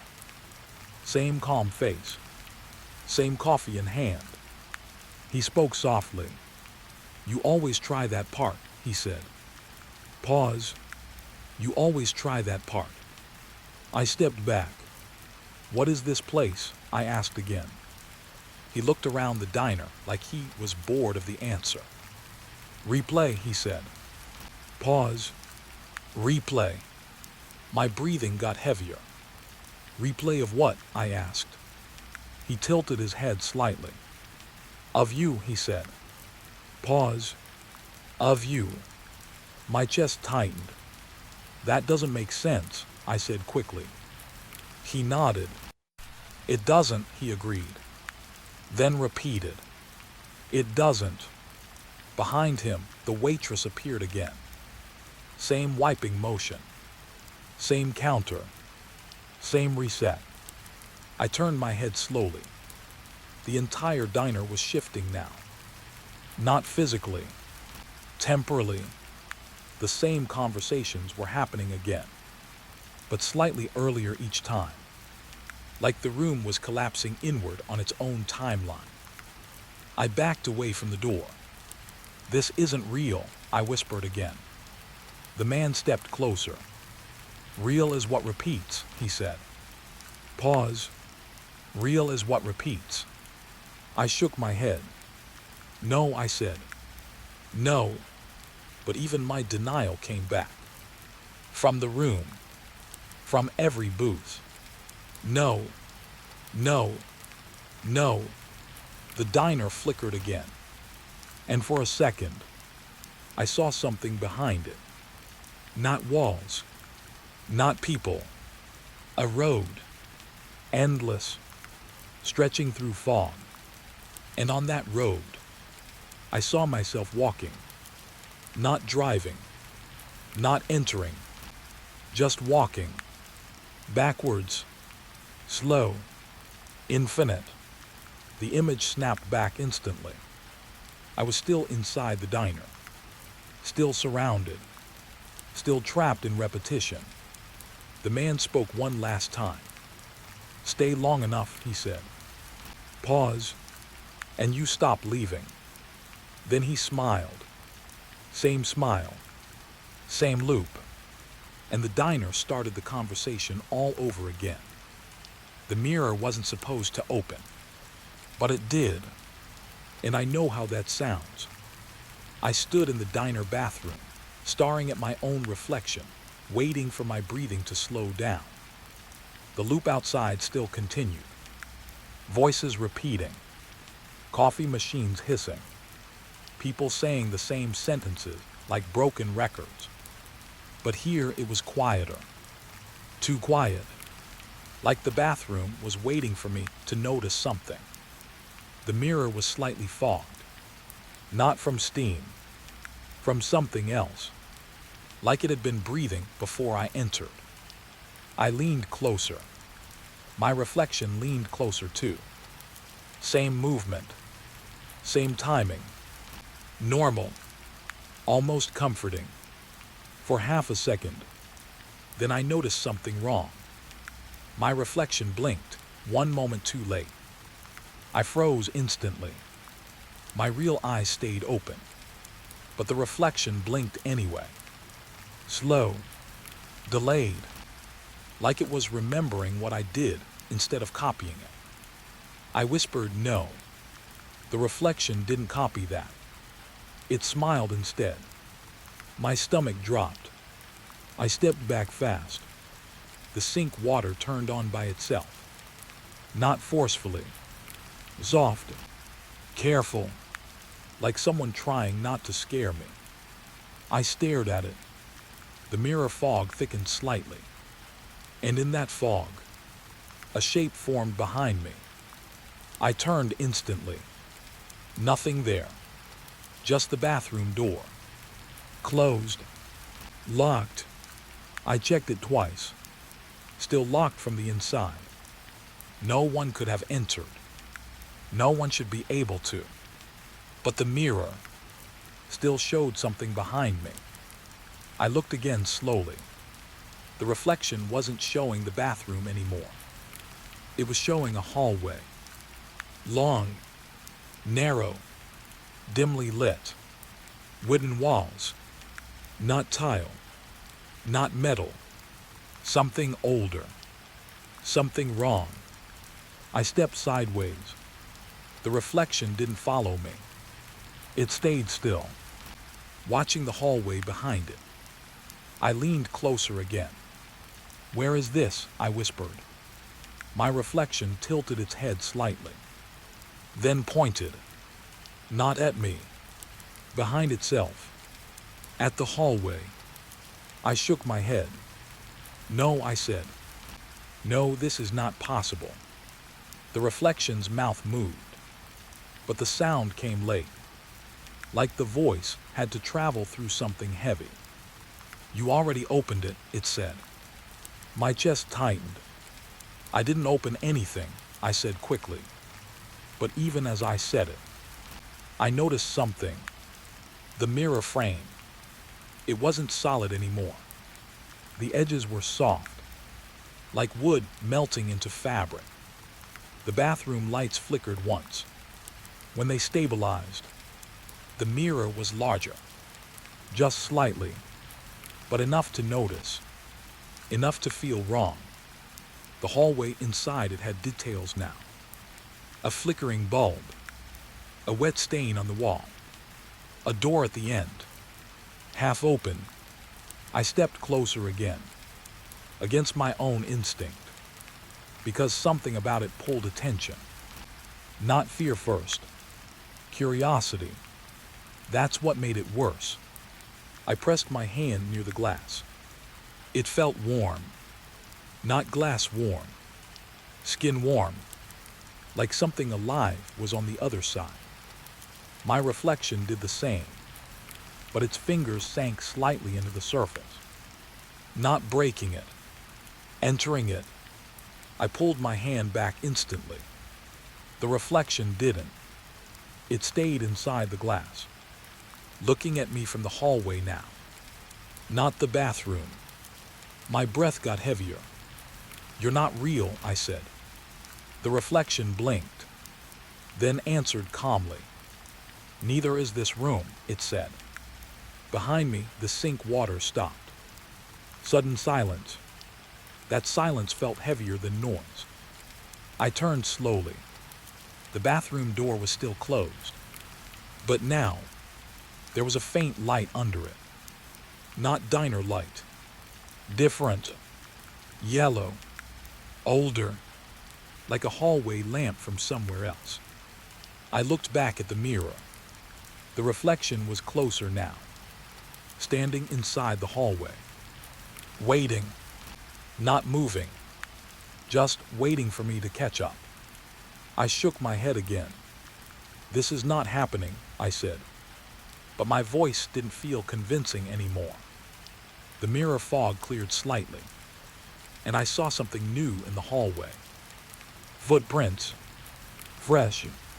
leading away from the mirror, then stopping right where my reflection stood, then continuing again, but backwards. My stomach dropped. I stepped back. The bathroom tiles felt colder now.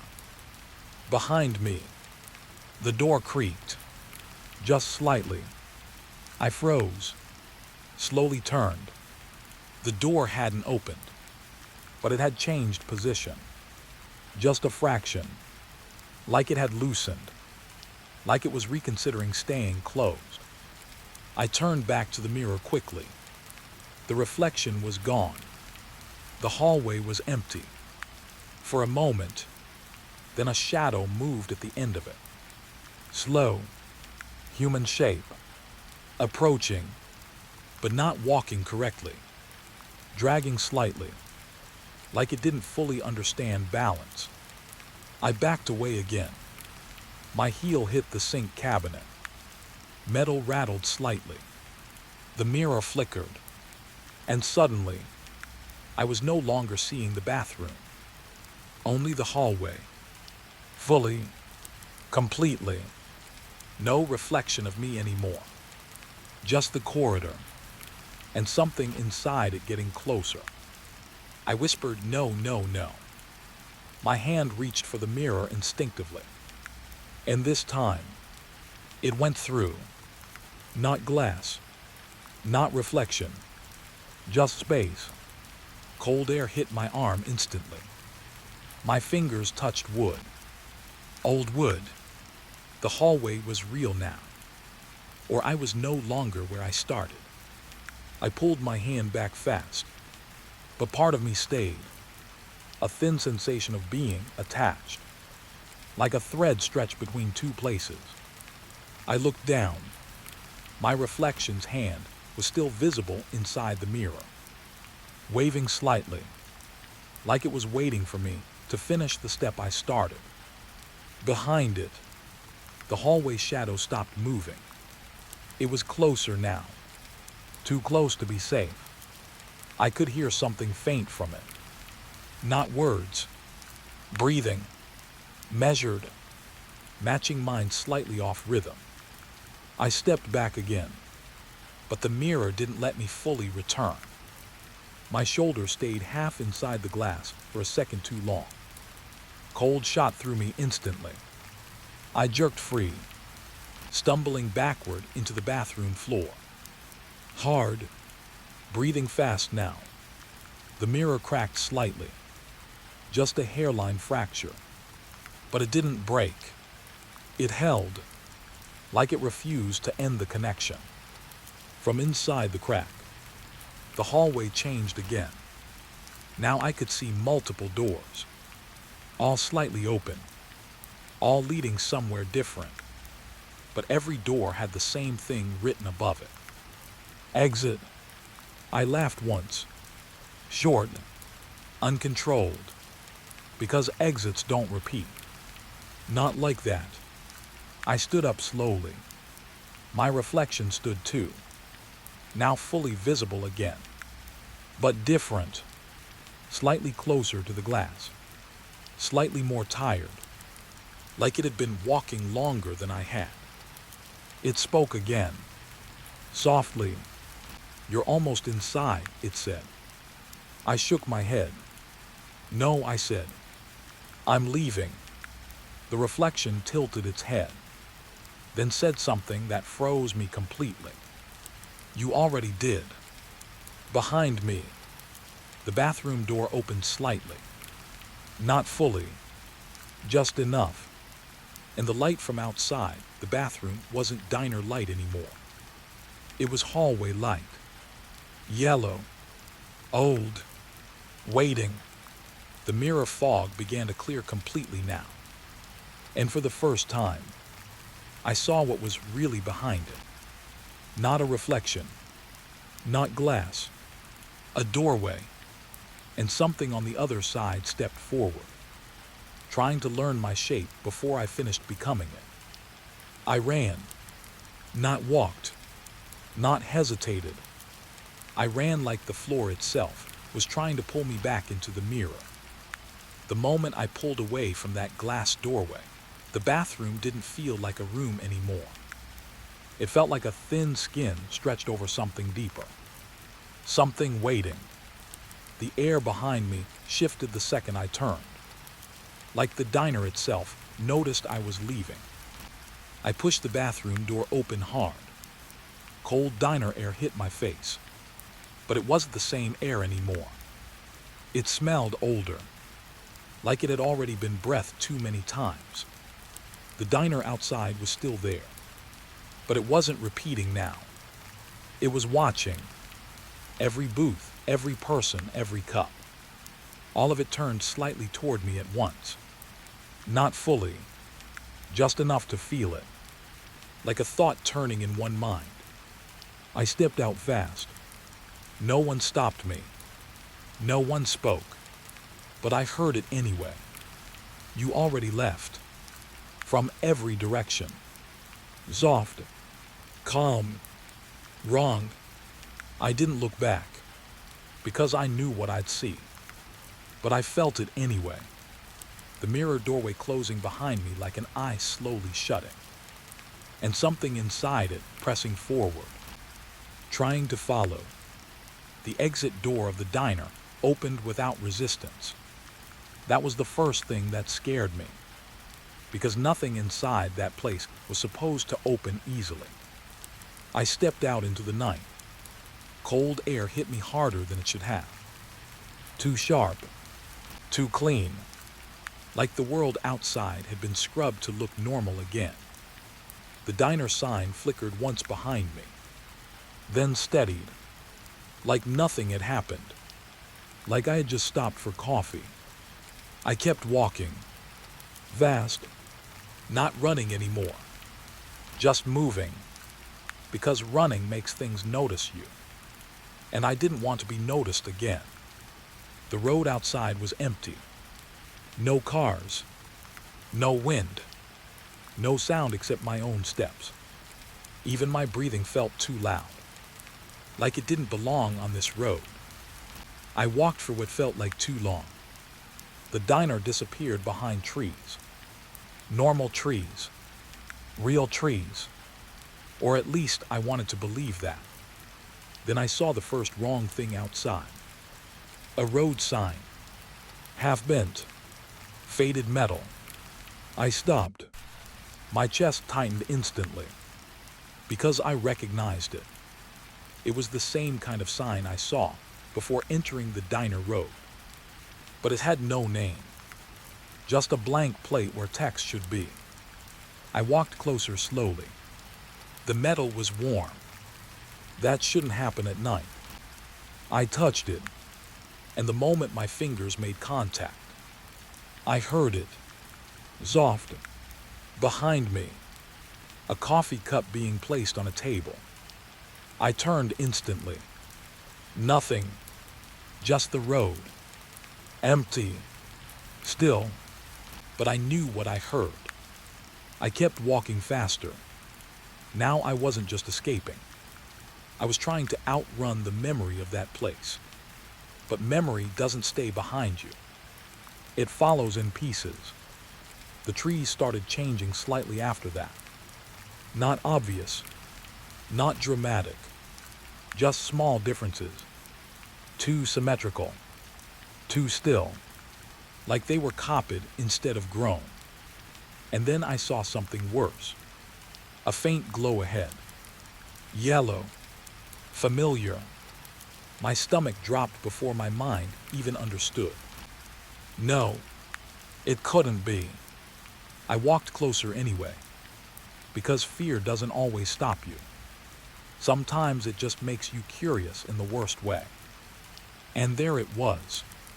The diner. Standing where no building should stand. Right off the road leading into my hometown. Same broken neon sign. Same flicker. Same impossible presence. But this time, it wasn't hidden in a forest. It was visible. Open. Normal. Like it had always been there. Like I had always ignored it. I stopped moving. My legs didn't obey me anymore. I whispered, "This is not possible." But the sign above the diner flickered once and spelled out my answer anyway. "Welcome back." My throat went dry instantly. No, I had left. I remembered leaving. I remembered running. I remembered the bathroom mirror. But memory felt thinner now, less certain, like it was being edited while I stood there. A truck passed behind me on the road. Real sound, real tires, real world. For a second, I almost believed I was safe. Then I noticed something in the truck's rear window. A reflection. The diner. Behind me. Still there, even as the truck moved away. I turned slowly. The diner was gone from the road behind me. But now it was in front of me again, closer than before. I took a step back. It didn't move. Then I stepped forward. It matched me perfectly, like it was measuring distance instead of space. The door of the diner opened on its own. Soft light spilled out. Warm, inviting, wrong in every possible way. I didn't want to go in, but I also didn't want to stand outside anymore, because outside wasn't safe either. Nothing was. I stepped forward, just one step, and the sound changed instantly. The road behind me disappeared. Not visually, audibly, like the world decided it didn't need to exist anymore. The diner sign flickered again, and this time I saw something else. Not words, a shape, a silhouette standing inside the glass of the sign itself, watching me, waiting. I forced myself to turn away from it and look at the diner. The same booths were inside. The same coffee machine hissed. The same waitress moved behind the counter. But now I knew something I didn't know before. This place wasn't repeating anymore. It was remembering me. I stepped inside. The air hit different immediately. Heavier, like the room recognized my weight. The moment my foot touched the floor, every conversation stopped.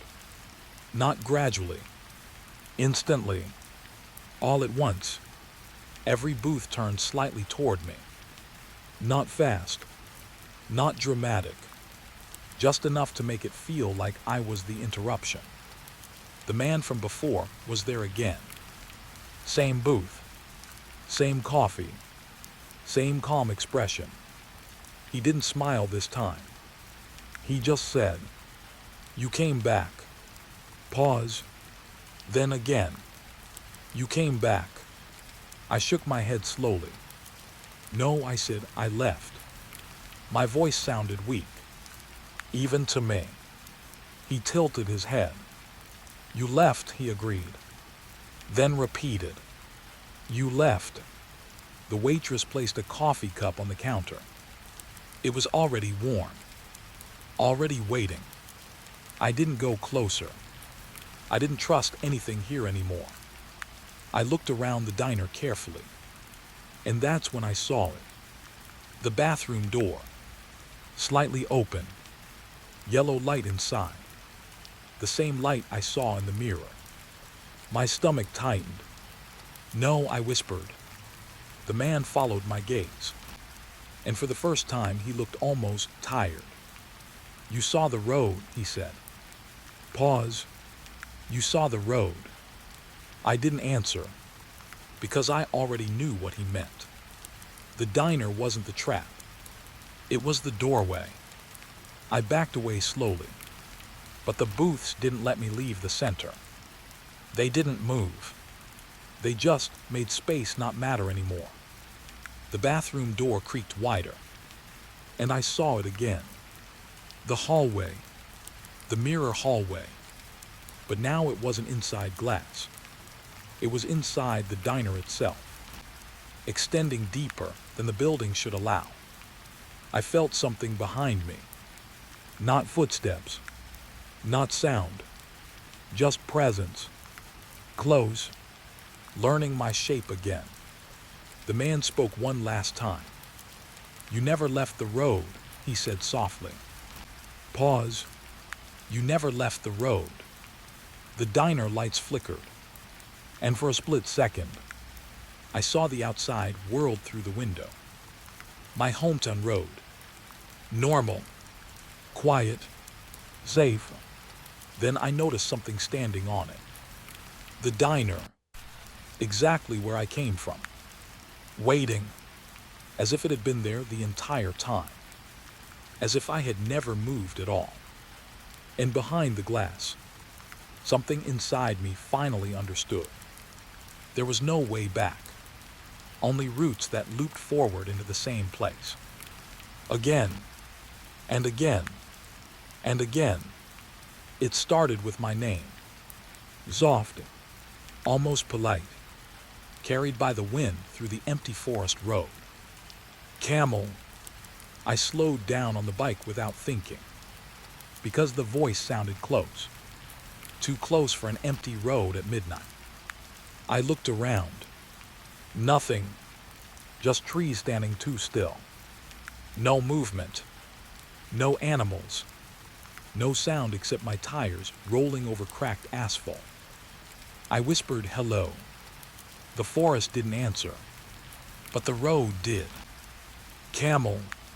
Same voice, same distance, like it was riding just behind me.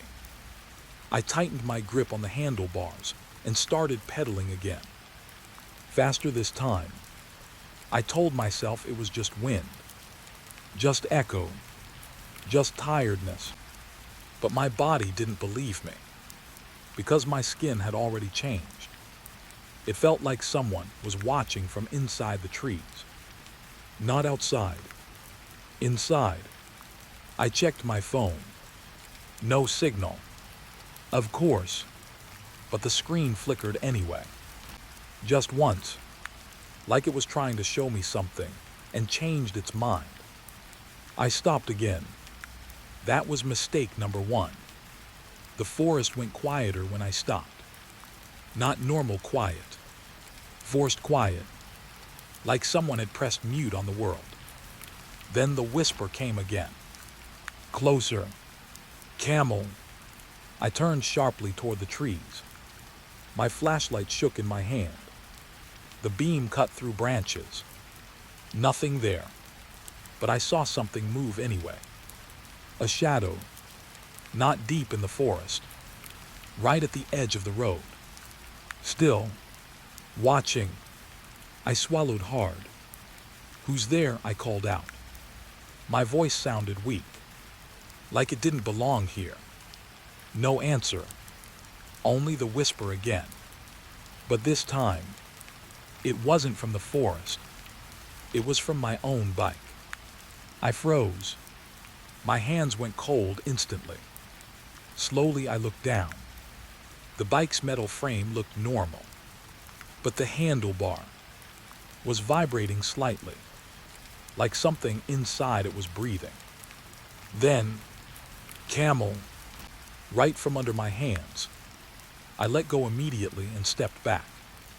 The bike fell sideways onto the road, but it didn't make a sound. That's when I realized something worse. Even the impact was silent, like the forest had stopped recording sound. I backed away slowly. My heartbeat was too loud in my ears. Then I heard footsteps. Behind me. I turned instantly. Nothing. Just road.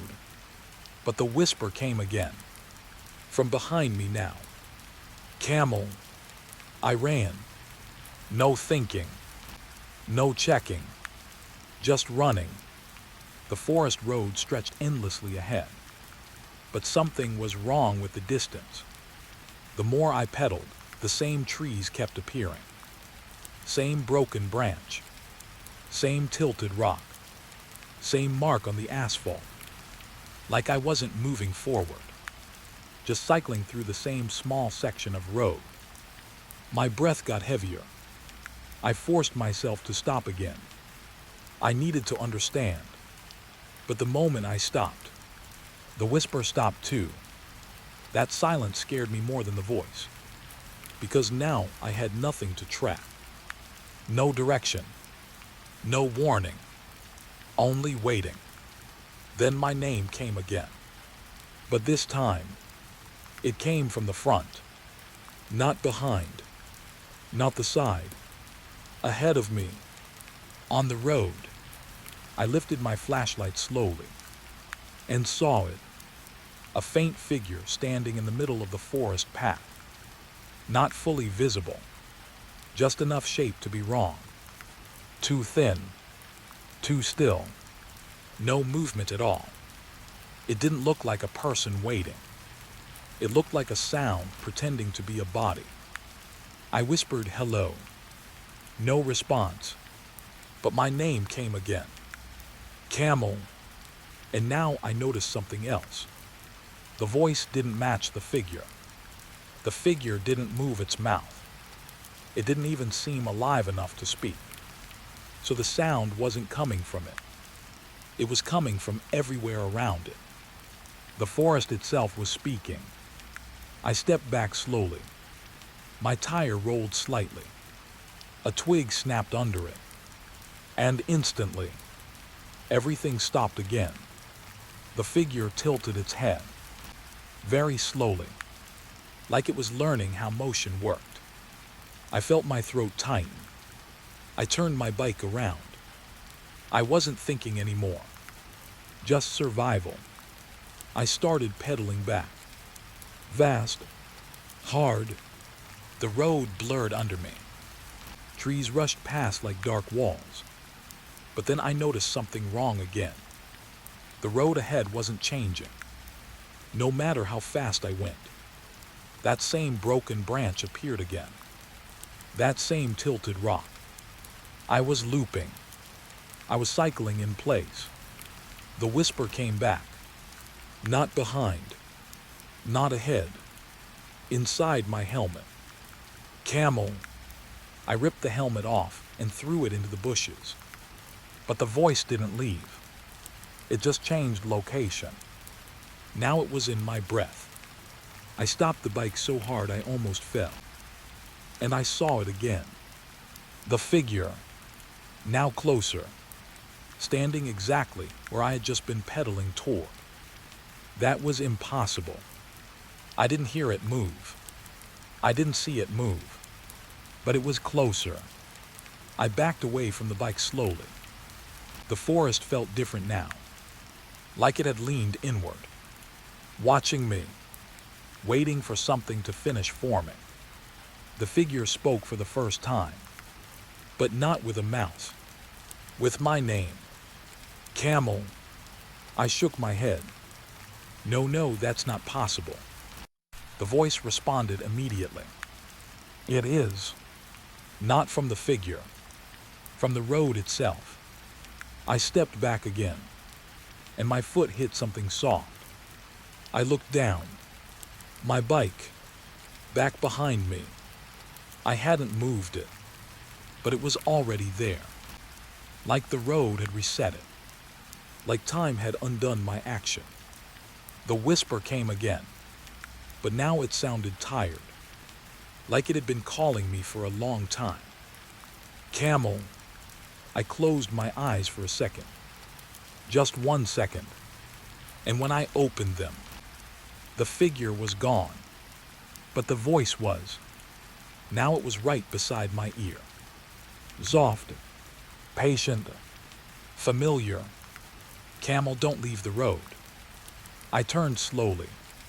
Nothing there. Only trees. Only silence. Only the same endless stretch of asphalt behind me. But now I understood something I didn't want to understand. The forest wasn't calling me into it. It was keeping me inside the road. And my name was just the first way it learned how to speak. It only existed when I wasn't looking at it. That was the first impossible thing I learned about the path. I stopped the bike right on the main road, breathing hard, listening, waiting for the whisper again. But there was nothing. No forest voice. No name calling. Only silence that felt too careful.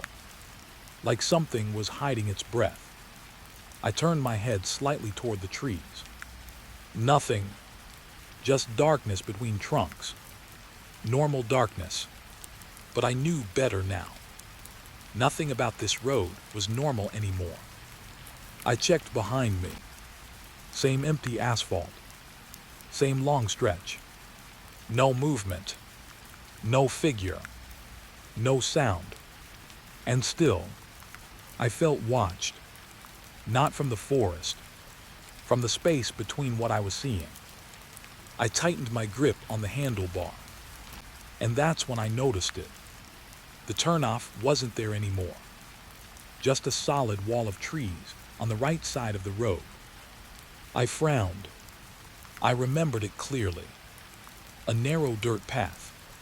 Old. Barely visible. I had passed it minutes ago. But now there was nothing. I shook my head. Maybe I missed it. Maybe I was going crazy. I started riding forward again. Slow. Careful. Eyes scanning everything. Then I felt it. A change in the air. Not wind.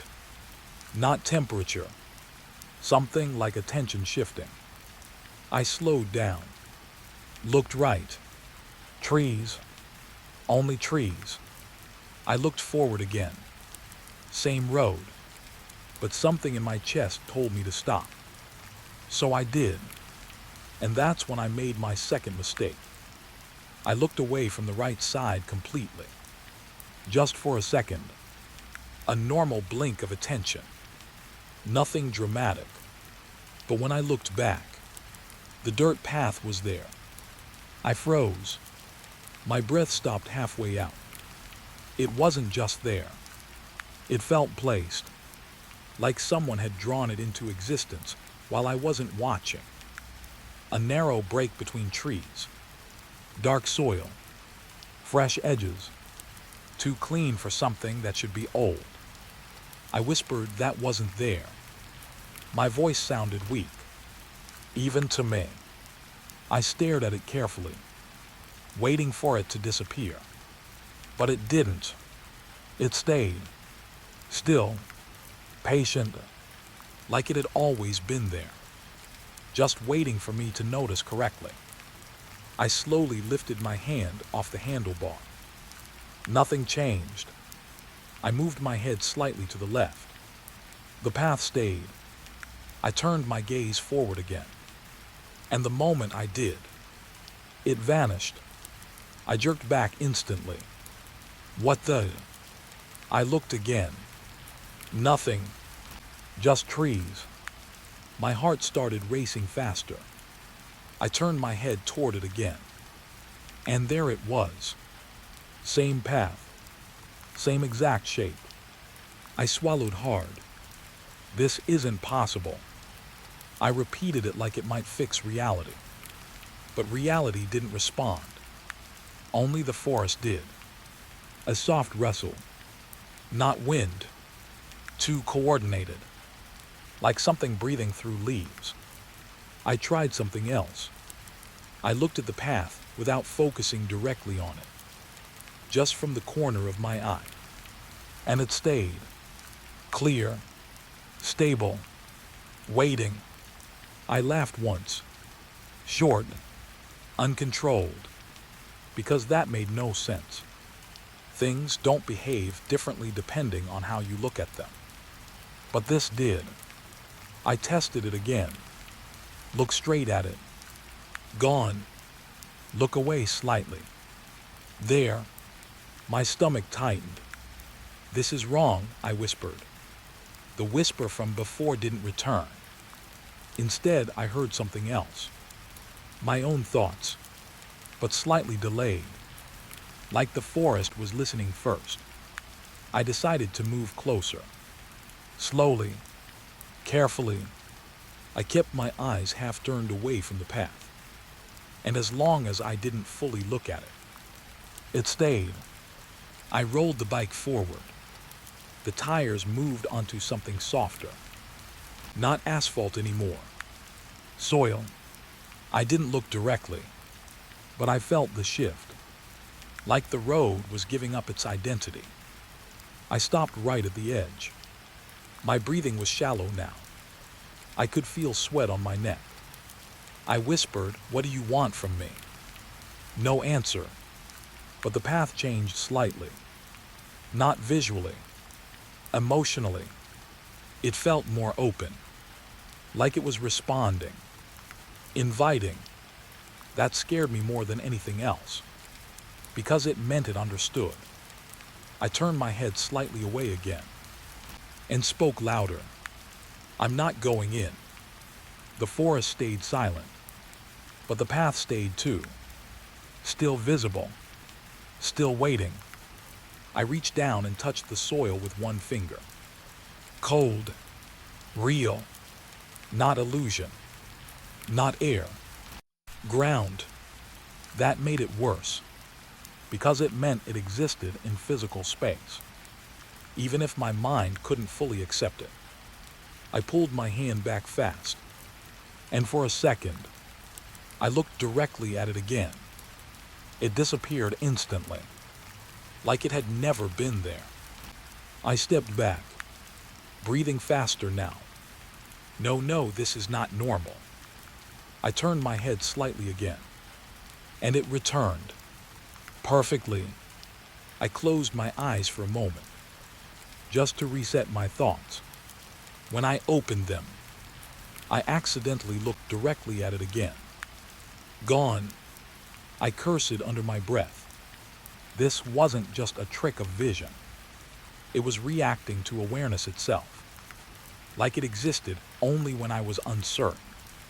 I turned my gaze sideways and kept it there deliberately, and the path reappeared.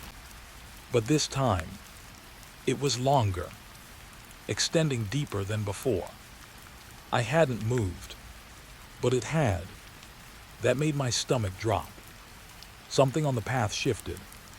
A shadow, barely visible, standing too still. I froze. "Hello," I called out quietly. No response. I looked directly at it instantly. It vanished again. But now I knew something terrifying. It wasn't just the path that reacted. Something inside it was also watching how I looked. I took a step back, then another, trying to leave. But the moment I turned my attention fully to the road behind me, the path reappeared in my peripheral vision. Longer again. Closer. I whispered, "Stop changing." No answer.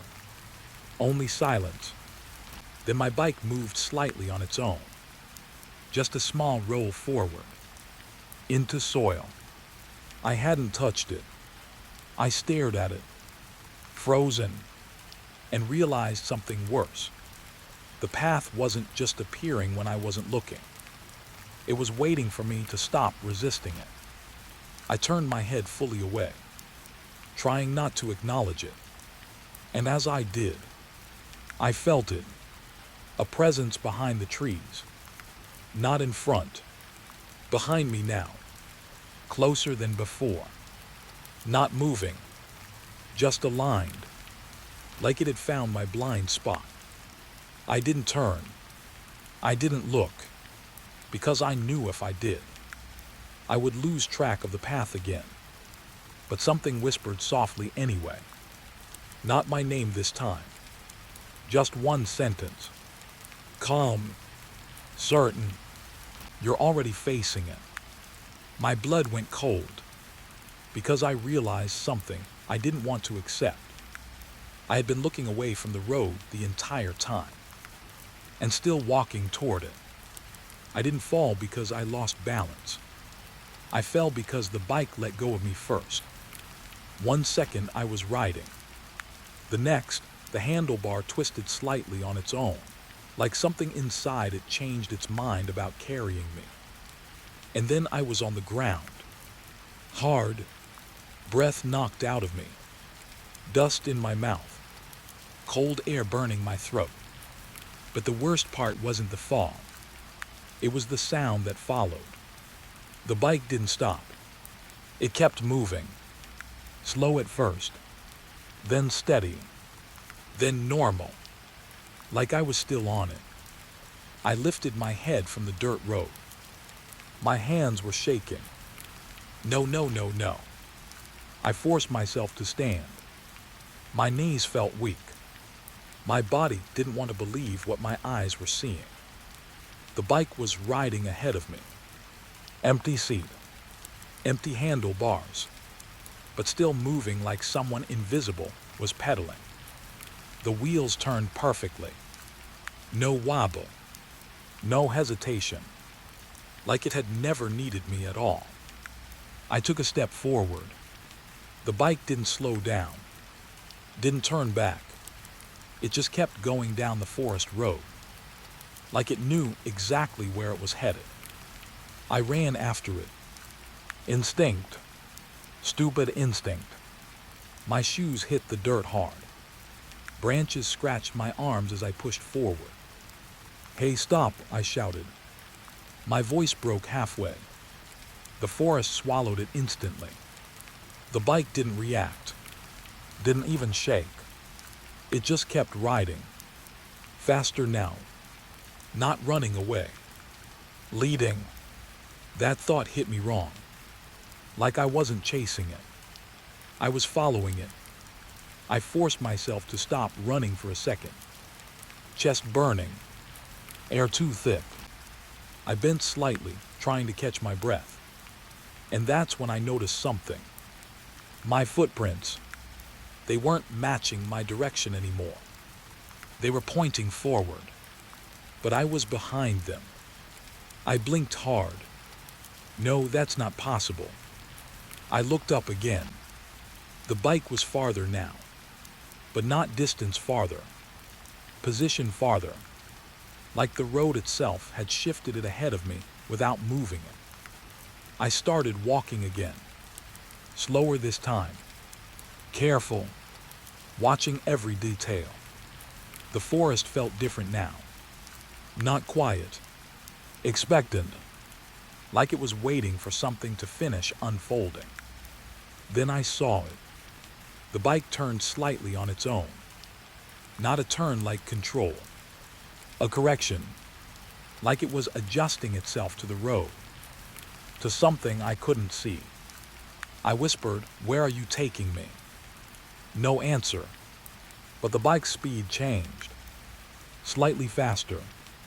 Like it heard me. That was the first time I felt it clearly. The fear wasn't about losing the bike. It was about the bike no longer needing me. I broke into a run again. Branches whipped past my face. My lungs burned. But I didn't stop, because something inside me was screaming now. Not fear of danger, fear of separation. Like I was being removed from my own story. Ahead, the road curved slightly, and the bike followed it perfectly. Too perfectly. Like it knew the shape of the forest better than I did. Then something worse happened. I saw a second bike shadow. Not behind it. Not beside it. Inside it. Like a faint outline overlapping reality. A version of the bike that wasn't physical. I slowed down instinctively. My breathing turned uneven. "What is that?" I whispered. The shadow bike mirrored every movement, every rotation, every correction, but slightly delayed, like it was learning how to be real. And then I realized something I didn't want to accept. It wasn't copying the bike. It was building it. From memory, from repetition, from me. I stopped running completely. The real bike slowed too. Not fully stopping, just waiting, like it had reached a point where it expected something else to continue instead. The forest sound changed. A soft rustle behind me. I turned instantly. Nothing, but the feeling didn't leave. Something had moved through my blind spot. Not physically, conceptually, like the forest had updated itself while I wasn't looking. I looked back at the bike. It was still there, but now the handlebars were slightly turned toward me. Just a few degrees, enough to feel intentional. I took a step forward. The bike matched it. I took a step back. The bike didn't move. That scared me more, because it wasn't chasing anymore. It was waiting for alignment, like it only moved when I confirmed direction. I shook my head. This doesn't make sense. The bike responded, not with sound, with motion. It tilted slightly, as if nodding. I felt my stomach drop. No, I whispered. This is not real. And the moment I said that, the bike started moving again. Slow, controlled, back toward me. I stepped back instinctively. It matched. Same distance, same pace, like we were tied by invisible logic. Not rope, not physics, agreement. I turned and started walking away. The bike followed. I didn't look back. I couldn't, because I felt it. If I confirmed it directly, it would become more real. But I still saw it in my mind, riding behind me, perfectly upright. No rider, no sound, just presence. Then I noticed something else. My breathing was syncing with it. Every inhale I took, the bike's movement adjusted. Every pause it slowed. It was learning rhythm, not chasing me, becoming me. I stopped suddenly. The bike stopped too. Exactly, perfectly, no delay. I turned slightly without fully looking. It stayed still, waiting, patient, too patient. I whispered, "What do you want?" No answer, but the bike leaned forward slightly, like it wanted me to understand without words. I stepped closer carefully. The bike didn't move. My hand lifted slowly, halfway between us. And the moment I did, I felt it. A strange pull. Not physical, directional. Like my body remembered riding even when I was. My fingers twitched. The bike tilted slightly toward me, inviting. I pulled my hand back instantly. The sensation broke. The bike straightened, as if disappointed. That was worse than aggression. It was expectation. I backed away. The forest felt tighter now. The road narrower. Like everything was being adjusted to keep us in frame. Then I heard it. Soft. From the bike. My own breathing. But slightly delayed. I froze. The bike sound stopped. And for the first time, I realized it wasn't just moving alone. It was learning how to be the version of me that never fell. I shouldn't have heard my own name in a place like this, but it came anyway, slow, broken, like the forest itself was trying to speak. I stopped the bike instantly. My breath caught in my throat. The wheels kept rolling a little more before settling into the dirt. Everything around me went still. No wind, no birds, no insects. Just that silence again, the same kind that feels too clean, like something wiped the sound away on purpose. And then it came again. My name. Not loud, not clear, but close enough that I felt it behind my ear. I turned slowly, scanning the trees. Nothing moved, but I swear I felt watched. Like the forest wasn't hiding something, it was waiting for me to notice it. My throat went dry. I whispered, "Who's there?" No answer. Only that same feeling. like the space between the trees was listening back. I told myself it was echo, maybe wind, maybe stress. I'd been riding too long, too tired, too deep into this forest road that kept acting like it knew where I was going before I did. But then it happened again. My name. This time softer, almost gentle, like someone trying not to scare me. My chest tightened because it didn't sound random anymore. It sounded familiar. Like the voice had memory. I looked down at my handlebars. My fingers were shaking without me noticing. That's when I saw something that made my stomach drop. A small scratch on the metal, fresh, like someone had written on it recently. It wasn't random. It was letters. My name, carved into the bike like it had always belonged there. I stepped back so fast I nearly fell. My breath got louder, too loud, like I was the only thing making noise in a world that was pretending to be empty. No, I muttered, that's not possible.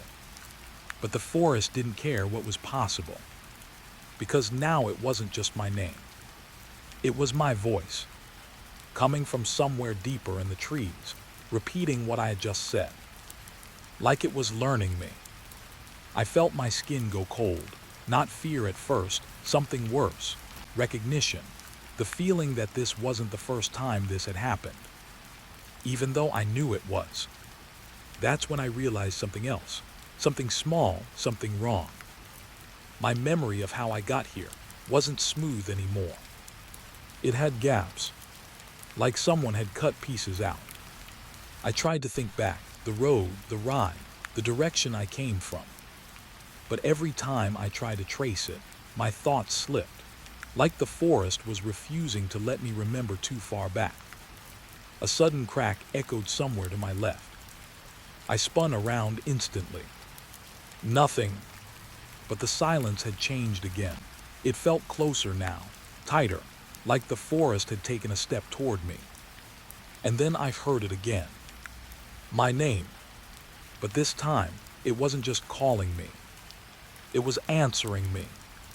Like it was repeating a conversation I hadn't fully remembered having. I took a step backward, then another. My boots pressed into soft dirt that felt too soft, almost wet, but there had been no rain. I looked down. Footprints. Mine. But wrong. They were fresh, clear, and pointed in the direction I hadn't walked yet. As if I had already been here, and already tried to leave before I even arrived. My stomach twisted. I forced myself to breathe. Okay, think.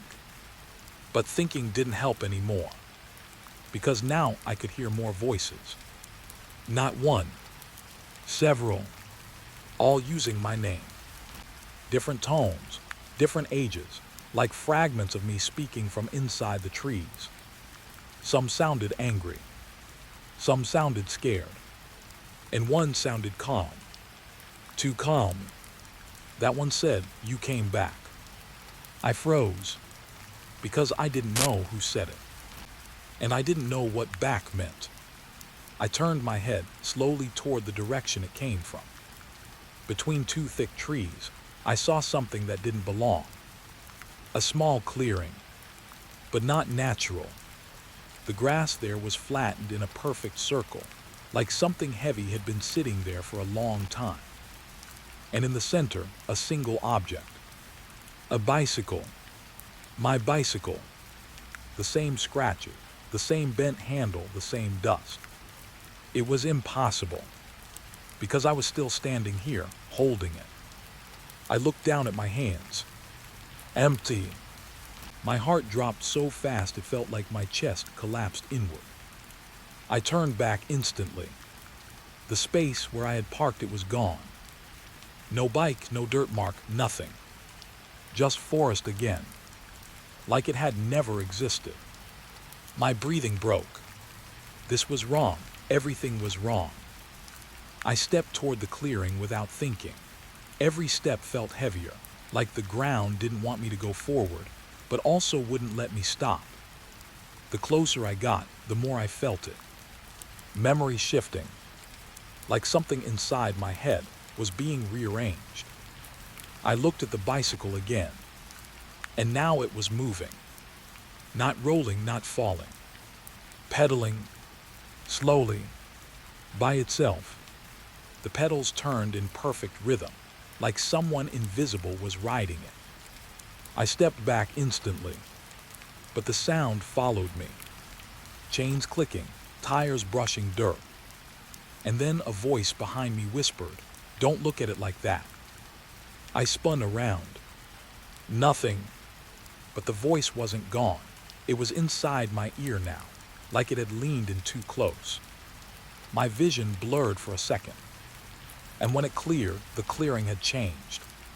The bicycle was gone. In its place stood something else.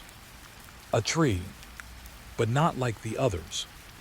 This one had markings carved into its bark. Names, hundreds of them, all layered over each other, scratched so deep the wood looked like it was bleeding lines instead of sap. And in the middle of it, all my name again. Fresh, still glowing slightly darker than the rest, like it had just been written. My knees weakened, because I understood something I didn't want to understand. This forest didn't forget people. It collected them, and it learned them. A sudden sound came from behind me. Wheels on dirt. I turned slowly. The bicycle was there again, but now it wasn't empty. It had a shadow on it, sitting upright, riding, but I couldn't see a face, just shape, and it tilted its head slightly, like it was waiting for me to recognize it. Then it spoke, not loudly, just clearly enough to destroy everything inside my head. It said my name perfectly, like it had always known how to say it better than I did. My body moved before my mind did. I ran. Branches whipped past my face. Dirt kicked up behind me. The forest blurred into a tunnel of dark green and black. But the voices didn't stop. They followed, calling me, not from behind, from everywhere, left, right, ahead, even under the ground. Each one saying my name like it was something they owned. I ran until my lungs burned, until my legs shook, until I couldn't tell if I was moving forward or just looping inside the same space again. And then I saw something that made me stop instantly. A sign, half broken, rusty metal. It had one word on it. My name. I stared at it gasping, because I finally understood the worst part. This forest wasn't learning me. It was remembering me. And I had been here before. I just didn't get to keep that memory. A soft voice came from behind the sign, almost kind. It's easier when you stop resisting. I stepped back slowly, and the forest stepped with me. Not metaphorically, literally. The trees behind me had shifted closer, closing distance that shouldn't be possible. And the bicycle sound started again, somewhere behind the trees, getting closer, riding without stopping, waiting for me to remember what I was trying so hard to forget. And just before everything went dark again, I heard my name one last time. But this time, I didn't know if it was calling me or finishing me. The radio crackled before I even started the engine. Unit 12, confirm last shift assignment, road closure zone sector 9. I froze with my hand still on the key. There was no sector 9 in our map, at least not officially. I leaned closer to the dashboard radio. Static filled the cabin of my patrol jeep, sharp and uneven, like something chewing through the signal. Repeat, Unit 12, confirm assignment. My throat felt dry. Dispatch, say again sector name. Silence. Then a slow breath came through the speaker. Not mine. Not human sounding either. Just air moving too close to mine. And then the voice returned, calmer this time. Last shift, road is already closed. You are only checking if it stayed closed. I sat back slowly. That sentence didn't make sense the way it should have. Roads do stay closed like a door left unlocked. They are either open or not. I looked at the assignment sheet again. Printed fresh ink, my name at the top. Below it, Sector 9 Forest Boundary Road. No coordinates, no landmarks, just a blacked out line on the map where something used to be drawn. I had never seen that section before, but someone had signed it off. My supervisor's initials. That made it worse, because my supervisor never signed anything without yelling about procedure first. I checked my watch, 11:47 p.m. Too late for paperwork mistakes. Too early for anything official to feel wrong.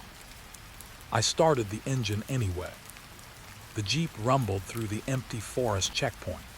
The gate opened slower than usual, like it didn't want to. The guard on duty didn't look at me when I passed. That was the first real thing that bothered me. He always looked up, always nodded. Tonight, he just stood there with his flashlight pointed at the ground, like he was avoiding the road itself. I slowed down, rolled the window halfway. "Everything okay?" I called out. He didn't answer, but his hand lifted slightly, not waving, pointing toward the trees behind me. I followed his gesture for a second, then looked back at him.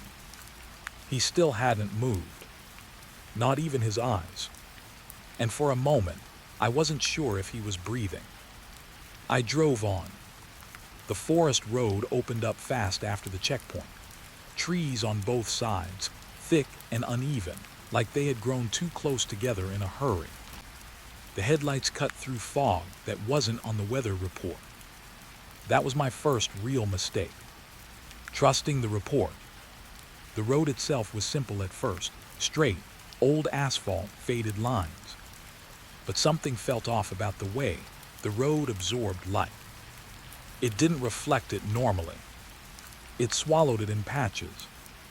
Like the surface wasn't consistent. Like parts of it weren't really there. I turned on the patrol camera, standard procedure.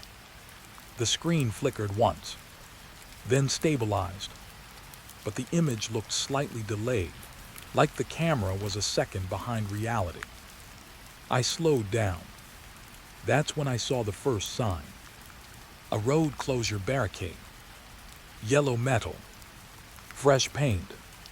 Too clean for a forest road this far out. I stopped the Jeep. No engine off yet. Just listening. The forest was too quiet. No insects, no wind, no distant animal movement. Only my own breathing inside the cabin. I stepped out slowly. The air hit me colder than expected. The barricade had a warning sign attached. Road closed, authorized personnel only. Below it, handwritten in red marker. Do not continue past the line. I frowned. There was no line painted on the ground. Just road. Just fog. Just trees. I stepped closer anyway. And that's when I noticed something strange. The barricade wasn't placed to block the road forward. It was placed to block something coming back. The bars faced inward toward the forest, not outward toward me. My radio crackled again. Unit 12, you are approaching closure point. I looked back at the Jeep. The headlights were still on, but they looked dimmer now, like something was draining them. Confirm visual of barricade, the voice said. I swallowed, I see it. A pause. Longer this time. Then, do not cross. I stared at the road again. Something about that instruction felt delayed, like it was meant for someone who had already crossed. I stepped over the barricade, and immediately the forest changed sound. Not louder, not quieter, just aware. like everything had noticed I moved. The moment my boot touched the other side, my radio cut to static. Then silence. Complete silence. I turned back quickly. The Jeep was still there, but it looked farther away than before. Not physically moved, just separated, like distance had been rewritten between us. I blinked. The road behind me looked longer now, stretching further than it should. I checked my watch again. 11:47 p.m. Same time. Unchanged. That shouldn't be possible. A slow breath passed through the trees. Not wind. Something intentional. And then the fog in front of me shifted. Just slightly. Like something had walked through it. I raised my flashlight. The beam cut into white nothing. But not empty nothing. Dense nothing. Like there was texture inside the fog. I took a step forward. The ground beneath my feet felt wrong. Not soft. Not hard. More like delayed. Like it was deciding whether I had stepped on it or not. My radio suddenly came back to life. One short burst of static. Then a voice. Closer this time. Right behind my ear speaker. Unit 12, why did you cross the line? I spun around instantly. No one there. Only trees. But now the barricade was gone. Completely. Like it had never existed. My Jeep headlights flickered. Once, twice, then steadied again. But the forest ahead was no longer familiar. The road wasn't straight anymore. It bent slightly to the left, a curve that wasn't on any map I had memorized. I checked my GPS. It loaded, then froze, then recalculated, then showed something impossible. No route found. Beneath it, a second line appeared. Route EXISTS, only while not OBSERVED. I stared at that sentence for a long time. My mouth went dry. That didn't belong in any system, any software, any field manual. I turned off the GPS. It didn't matter, because now I could hear footsteps. Behind me. Slow. Measured. Not running. Not chasing. Just following at the same pace. I wasn't moving. I didn't turn around this time. I just walked forward, because something in me already understood. Whatever this road was, it didn't end where it should. And I had already been assigned to something I was never meant to finish. The radio wasn't supposed to be on. That was the first thing I noticed when I stepped inside the cabin. It sat on a dusty wooden table, half buried under old papers and dead leaves that had blown in through broken windows. The air smelled like wet wood and something older, something stale, like breath that had been trapped too long. The forest outside was silent, but inside the radio was talking. Unit 4, report status over. I froze in the doorway. That voice was clear, too clear, like it was just broadcasted seconds ago. I looked around slowly. Hello. No answer. Only the radio. Unit 4, do you copy? My hand moved instinctively toward my belt. I wasn't even sure why. There was no threat here, just an abandoned structure deep in a restricted forest zone. But my body didn't agree with that logic. I stepped inside. The floor creaked under my boots. The radio crackled again. This is dispatch. Last known position recorded near Sector 9 boundary. I stopped. Sector 9. That name again. Same one from my assignment file. Same one that wasn't supposed to exist on official maps. I leaned closer to the radio. Dispatch, what unit is this frequency from? I asked quietly. Static answered me first. Then a voice. Calm, professional, male. Unit 4 is missing. Search initiated 10 years ago. No survivors confirmed. My stomach tightened. 10 years? That wasn't current communication. This wasn't live. And yet, it was responding to me. I glanced at the table. The radio wasn't modern. It was old, military grade. The kind we phased out years ago. The label was faded, but I could still read part of it. Property of Forest Control Unit, 2016. I stepped closer. The radio clicked again. Unit 12, are you receiving? My breath stopped. That was my designation.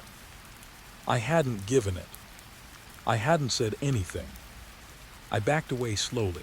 No, this is not possible. The radio continued anyway. Unit 12 was assigned post-event retrieval. Confirm location near abandoned cabin checkpoint. My chest tightened. Post-event retrieval. That phrase wasn't standard protocol anymore. It was old terminology, something from training manuals I barely remembered flipping through. I looked at the window. The forest outside had changed. The fog was thicker now. Closer, like it had leaned in while I wasn't paying attention. The radio crackled again, softer this time. Unit 4 log entry continues. A pause. Then, we found the road again. It wasn't where it was supposed to be. I swallowed hard. That sentence didn't feel like communication. It felt like memory. Like someone remembering something they shouldn't. I reached for the radio dial slowly. But before I could touch it, don't turn it off. The voice wasn't from the speaker. It came from behind me. I spun instantly. Nothing. Just the cabin wall. Old wood, rotting nails, shadows stretching in corners that felt deeper than they should be. But the voice had been clear, right behind my ear. I turned back to the radio. It was still speaking. Unit 4, last transmission continues. My hand hesitated. Then I pressed the speaker button. A burst of static exploded into the room. Then a scream. Short, distant, cut off too fast. My body went cold. The scream wasn't random. It sounded like a recorded moment of panic. Like something caught mid-failure. I let go of the button instantly. Silence returned. Heavy, thick. Then the radio spoke again. Why did you stop listening? I stepped back. No, I whispered, this is not real. But the radio didn't argue. It just continued. Unit 12, protocol requires full playback of previous cycle. My pulse spiked. Previous cycle. I turned toward the door instinctively. And stopped. Because the door wasn't open anymore. It was closed. Not just closed. Locked. From the outside. I hadn't touched it. I hadn't even moved toward it. My breathing got heavier. I walked slowly to the door and pushed. It didn't move. I pushed harder. Still nothing. A soft crackle came from the radio. Then, we tried leaving too. My head snapped back toward it. The voice had changed. Different tone now. Tired. Human. Closer. Like someone speaking from the other side of the room instead of the machine. I whispered, "Who is this?" The radio responded instantly. Unit 4. My throat went dry. That answer wasn't possible. Unit 4 was missing. 10 years ago, confirmed dead or lost. I stepped away from the door slowly, eyes locked on the radio. No, you're not Unit 4. A pause. Then static. Then, neither are you. The words hit harder than they should have. My flashlight flickered once, then steadied. but the shadows in the cabin had shifted. They were no longer still. They were angled toward the radio, like everything in the room was listening with it. The radio continued. We recorded everything from here, every loop, every return. I frowned. Loop. A soft click. Then a playback sound started. Footsteps. Mine. But not now. Older. The same boots, same pace, same breathing pattern. I froze. The sound was coming from the radio. Not the cabin. Not outside. From inside the device. Footsteps approached a door. This door. The same door I was standing in front of now.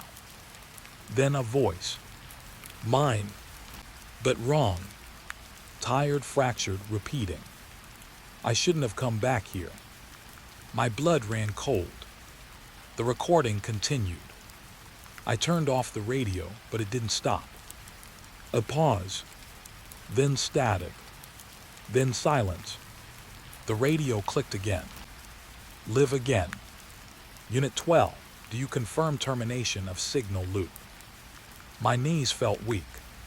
Signal loop. That wasn't a forest operation term. That was something else. Something deeper. Something I wasn't trained for. I stepped toward the radio slowly. Listen to me, I said quietly. Whatever this is, I'm not part of any loop. The radio responded instantly. You are inside it. My breath stopped completely. The cabin felt smaller now, like the walls had moved in slightly. The air was heavier. The radio continued. Unit 12 arrives at cabin. Unit 12 listens. Unit 12 becomes Unit 4. I shook my head. No, that's not how identity works. But even as I said it, something inside me hesitated. Because I couldn't fully remember the exact moment I entered this forest. It was there but blurry, like it had been recorded over. The radio crackled again. Memory loss is expected after first exposure. My voice dropped. First exposure to what? A pause. Then, the signal. The word hung in the air too long. I felt something shift behind me. Slowly turned. The cabin wall had changed. There were scratches now. Deep ones. Like writing carved into wood over years. I stepped closer. My flashlight beam moved across them. And I saw it. Names. Dozens of names. All repeating in patterns. Unit 4. Unit 7. Unit 12. Unit 12. Unit 4. Again and again. My stomach twisted. The radio spoke one last time, softer now. Almost gentle. Do you want to hear your first recording? I didn't answer, but I didn't stop it either. A final burst of static filled the room. Then my own voice came through again. Not now. Not present. Older. Broken. Calm in a way that felt wrong. If you are hearing this, then you turned it on again. I stepped back slowly. The voice continued. You always turn it on again. The radio clicked. Silence returned. But it wasn't empty silence anymore. It felt like waiting. Like something had just finished speaking, and now expected me to respond correctly this time. Outside the cabin, the fog pressed closer against the windows. And somewhere inside the static, I could still hear my name being prepared to be spoken again. The radio cracked before I even touched it. A voice slipped through the static like it had been waiting for me. Base, this is Malik. I'm still inside the sealed zone. My hand froze above the console. Malik was missing for 6 days. 6 days of search grids, empty trails, and no sign of him or his bike. And now his voice was here, calm, too calm. I leaned closer to the speaker. "Repeat that," I said, trying to keep my voice steady. "Say your location." A soft breath came through first, slow, controlled, like someone standing right behind me. "I'm still on Route 11, Malik said. "Everything is fine." That word hit wrong. Fine. Nothing inside that forest was ever fine. I looked out through the cabin window. The trees outside were still, too still. No wind, no birds, just darkness pressing against the glass like it was listening. "Malik," I said, "you were declared missing. We found your bike wrecked near the river." A pause, long enough to feel like the line had died. Then he spoke again. "My bike is with me." I frowned. That didn't make sense. I had seen it myself, twisted metal, tire shredded, blood on the mud. We had marked it, photographed it, and pulled back. There was no with me. I turned the volume down instinctively, like lowering it could make it less real. "Where exactly are you?" I asked. A soft crunch came through the radio, like footsteps on dry leaves. "I told you," he said gently. "Route 11, past the old sign. You just have to keep going straight." My stomach tightened. Route 11 was closed 10 years ago. Officially erased after the landslide. No patrol logs, no maps, no reason to even mention it. And yet he spoke about it like he was standing on it right now. I glanced at the old district map pinned on the wall. The paper was yellowed, corners curled. Route 11 wasn't even drawn anymore, like it had been erased on purpose. The radio hissed again. Then Malik spoke softer. "You shouldn't have stopped looking." Something about his tone shifted. Not fear, not panic, regret, like he was talking about something I did wrong. I leaned in. "We searched everywhere," I said. "We didn't find any path past the river." A faint sound came through the speaker. A distant humming. Not human. Not mechanical either. Like wind learning how to imitate a voice. Then Malik said something that made my skin tight. "There's a road behind the trees. You just don't see it unless you stop looking directly." I stood up fast. Chair scraped the floor behind me. My pulse hit my ears. "What does that mean?" I asked. No answer at first. Just breathing. Slow, steady, too close. Then, "I can see your cabin from here." I turned toward the window again. The forest outside hadn't changed, but now I couldn't trust it. Every tree felt like it had shifted slightly when I wasn't looking, like something had reset itself. I stepped back from the radio. "Malik," I said carefully, "if this is a survival situation, tell me your condition. Are you injured?" A soft chuckle came through. Not mocking, just tired. "I'm not injured," he said. "I'm just still here." A long silence followed. Then something new entered the line. Another voice, faint, overlapping, whispering something I couldn't fully hear. Not Malik, not radio static, something layered underneath. I grabbed the mic again. "Malik, are you alone?" A pause, long enough to make my chest tighten. Then he answered. "No." My throat went dry. I looked at the door without meaning to, like something might already be standing outside. The radio crackled harder now, like it was losing control of itself. The second voice grew clearer, not speaking English, not speaking anything I knew. But the rhythm felt wrong, like it was repeating my own thoughts back to me in a broken mirror.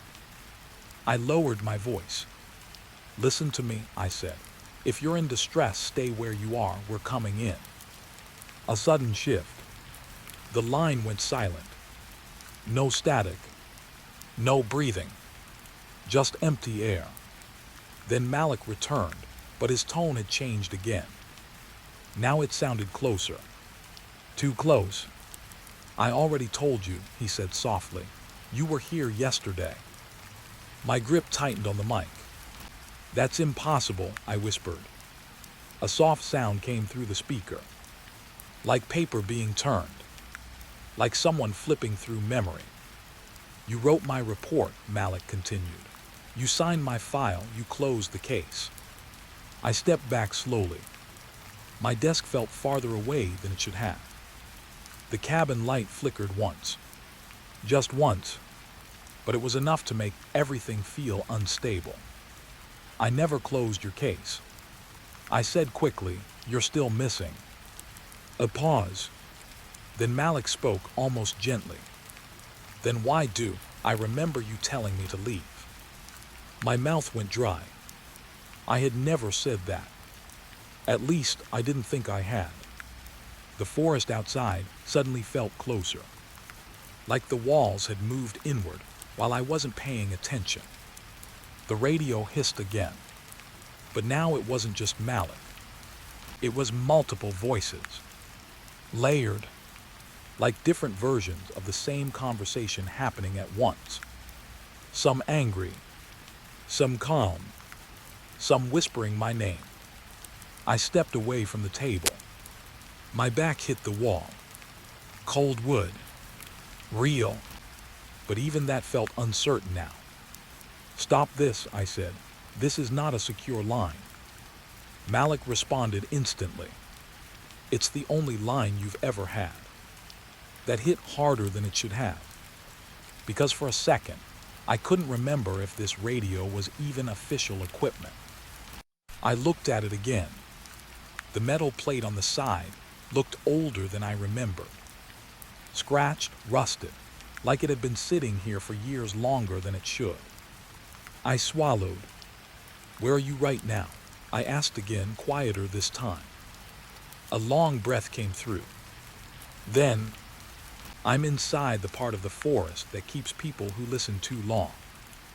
My fingers went numb. That sentence didn't make sense. But my body reacted anyway. Like it understood something my mind refused to accept. Outside, something moved between the trees. Just a shadow. A slight shift. But enough to make me turn toward the window fully.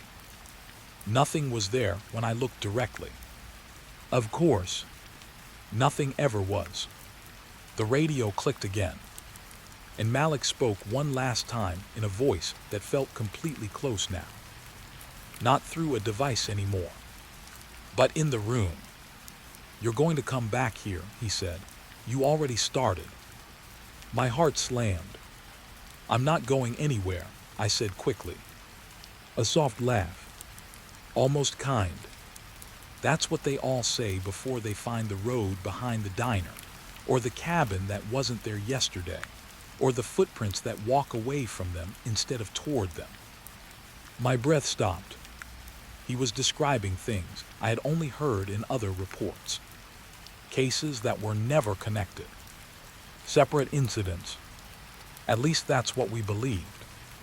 But now, a thought slipped in that I didn't want. What if they weren't separate? What if they were all part of the same place, just seen differently? The radio suddenly went quiet. Not dead. Waiting. Then Malik said one final thing. And this time, his voice wasn't on the line anymore. It was right behind me. You should stop listening now. I turned fast. The room was empty, but the radio was still on. And now it was playing something new. Not static. Not voices. A recording. Of me. My own voice. From yesterday. Saying words I didn't remember speaking. Case closed. No further search required. I stepped back slowly. My hands shook. Because I knew for certain now. That file had never been closed by me. But somewhere out there, something had already written the ending for me. It started with a sound I shouldn't have heard. Typing. Slow, careful. like someone sitting at my desk even though I was the only one inside the station. I stared at the patrol terminal. The screen was open to the old logging system, the one we stopped using last year. But lines were still appearing, one by one. Fresh timestamps, fresh entries, from a patrol that wasn't happening. I didn't touch anything. I swear I didn't. But the log kept writing anyway. Unit 3 entering Sector 9. My breath slowed. Unit 3 was gone. They disappeared 3 nights ago during routine sweep. No radio contact, no trace, just silence between trees. We never recovered them. Yet here it was. Their unit name. Alive on the screen. I stepped closer slowly. The monitor flickered like it was struggling to stay in this world. Another line appeared. Visibility low, forest behaving abnormal. My throat tightened. That wasn't standard phrasing. That was exactly how Officer Raffi used to write. He always said the forest behaves instead of changes, like it was something alive. I leaned in. The keyboard was untouched. No one in the room. Still, the text continued. Something is following behind patrol vehicle. I felt my stomach drop. That report format required manual input. Someone had to type it. But there was no one. I turned around fast. The room was empty. Just the humming light above me and the cold smell of wet metal. Then the system updated again. Officer Malik requests status update. My chest tightened instantly. Malik, the same Malik from the radio. The same Malik who wasn't supposed to be anywhere anymore.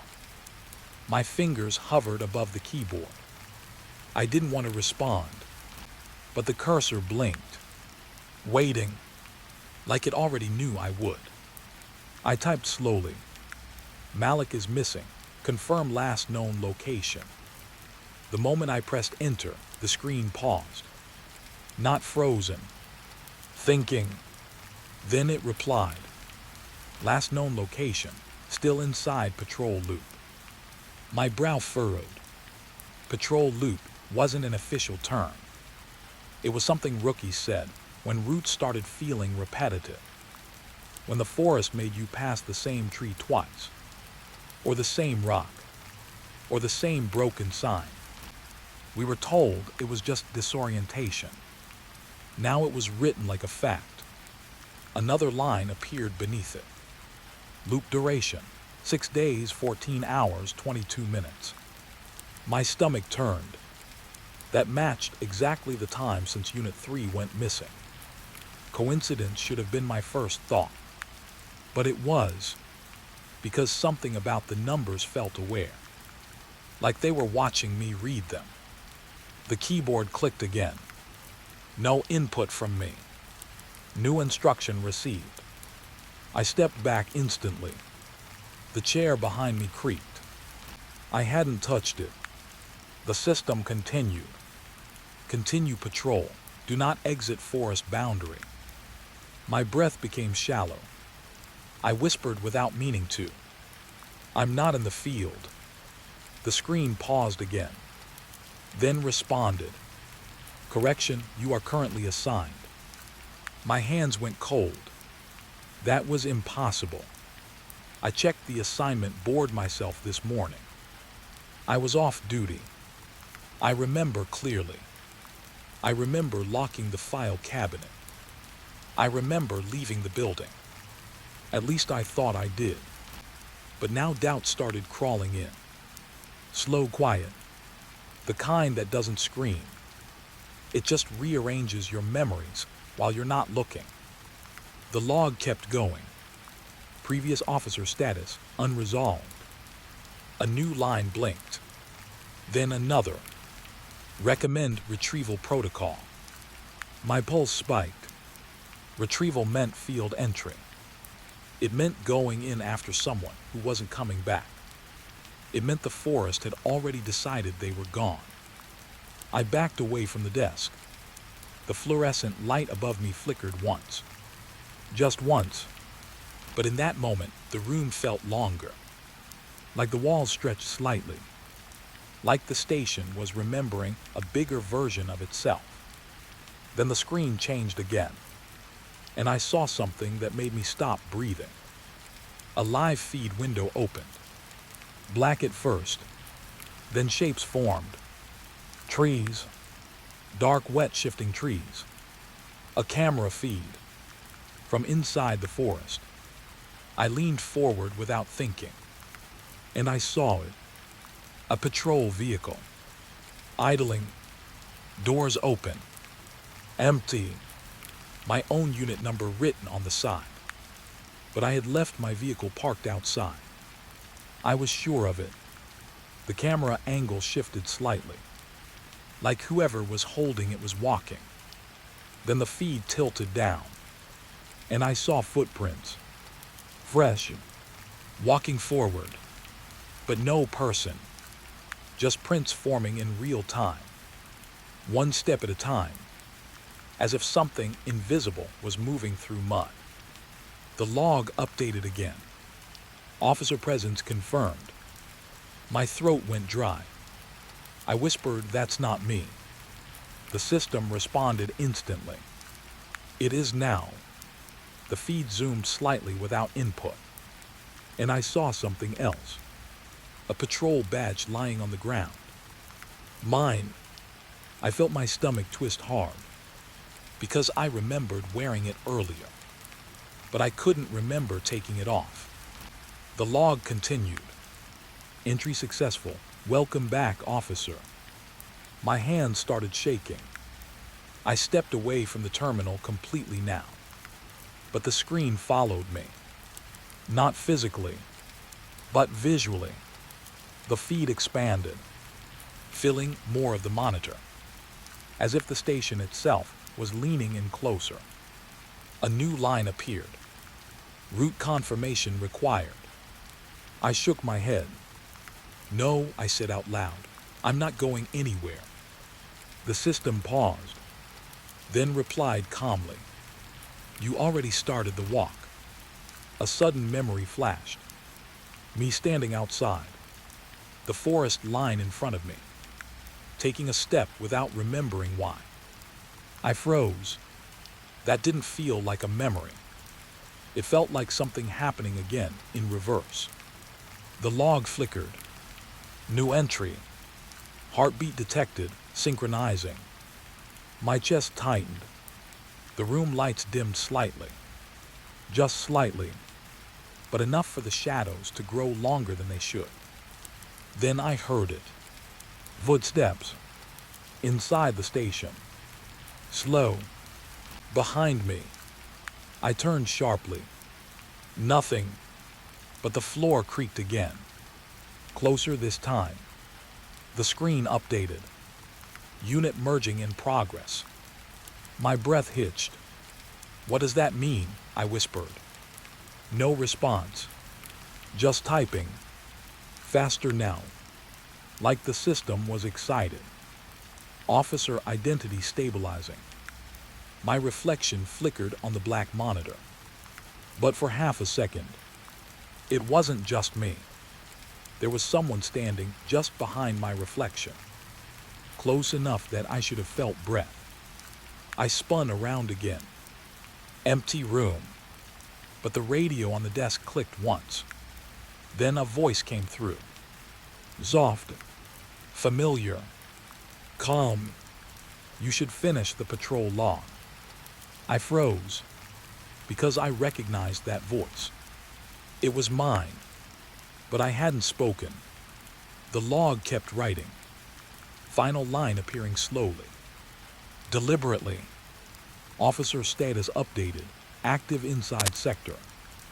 The cursor blinked beneath it, waiting for confirmation. And for the first time, I wasn't sure if I was reading the log, or if the log was finishing me. I saw the sign the first time when it was already too late. It wasn't there a second ago. I swear it was. My headlights swept the empty road like every other night shift, and there was nothing but trees and fog. Then I blinked, and it was standing right there. A rusted metal sign, bent slightly forward, like it had been watching me come closer. My brakes hit hard without thinking. The tires skidded on wet gravel. The engine idled low, shaking like it didn't want to be here either. I stared through the windshield. The sign wasn't just old. It looked forgotten, like even the forest had stopped acknowledging it existed. And yet the words were clear. Do not enter after midnight. Paint peeling, metal eaten by rust, but the letters still sharp enough to read like they were freshly written. I checked my dashboard. 12:01 a.m. My throat tightened, because I had driven this road every night for 3 years. There was never a sign here, not even a pole, just trees on both sides and a straight stretch of asphalt that should have ended 10 kilometers back. I opened the door slowly. Cold air hit my face instantly. Too cold for this time of year. The kind of cold that feels like it's coming from inside the ground, not the sky. I stepped out. The gravel crunched under my boots. Too loud, like the road itself was listening. I walked closer to the sign. Each step felt heavier than it should have. And the weird part was, I could feel my thoughts slowing down, like the air around it was pressing inside my head. I stopped right in front of it. The metal was real, cold, rough under my fingers, but something about it didn't feel anchored to the world properly, like it had been placed here temporarily, or borrowed from somewhere else. I leaned in closer. The paint wasn't just peeling. It was shifting, tiny flakes moving slightly when I wasn't looking directly at them. I pulled my hand back fast. What the hell, I whispered. My radio crackled inside the car. I turned immediately. Static. Then a voice came through. Dispatch. But wrong. Too slow. Too careful. Unit 4, confirm position. I frowned. This is Unit 2, I said. I'm stationary on Route 7. There's a sign here that wasn't logged. Silence. Then the dispatcher replied. We have no Route 7 in tonight's grid. My stomach dropped a little. I looked back at the road behind me. It looked normal. Same stretch I always drove. Same broken white lines fading into fog. But suddenly, I wasn't sure anymore. The dispatcher came back again. Repeat your position. I looked at the sign again. And this time, I noticed something new. A smaller line underneath the warning, half hidden by rust. Not English at first, but as I stared longer, the letters seemed to adjust themselves, like they were translating for me. 12:00 a.m. is safe. 12:01 a.m. is observed. I stepped back instantly. My heel hit something behind me. I turned fast. Nothing there, but the fog behind the road felt thicker now, like it had grown teeth. My radio crackled again. A different voice this time. Lower. Closer. Why did you stop at the sign? My breath caught. I didn't, I said quickly. It just appeared. A pause. Then the voice responded. You always say that at first. I gripped the radio tighter. Who is this? No answer. Only static.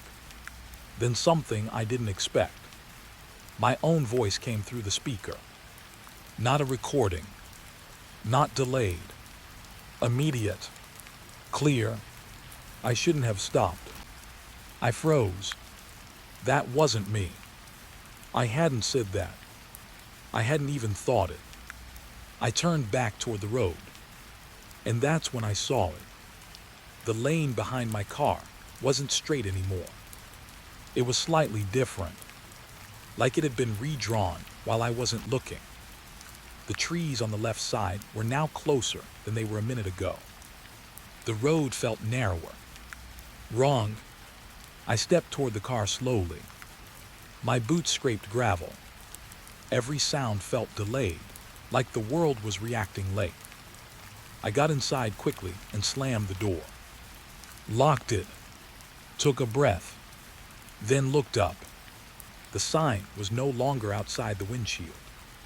It was right beside my car door, standing closer than it should have been possible. I jerked back in my seat. My heart slammed hard. No, that's not possible, I muttered.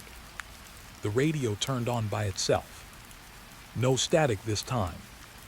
Just calm breathing. Someone breathing directly into the mic. Slow. Controlled. Then the voice spoke again. Soft. Patient. You crossed the line at 12:01. I shook my head. I didn't cross anything, I said. I'm still on the road. A pause.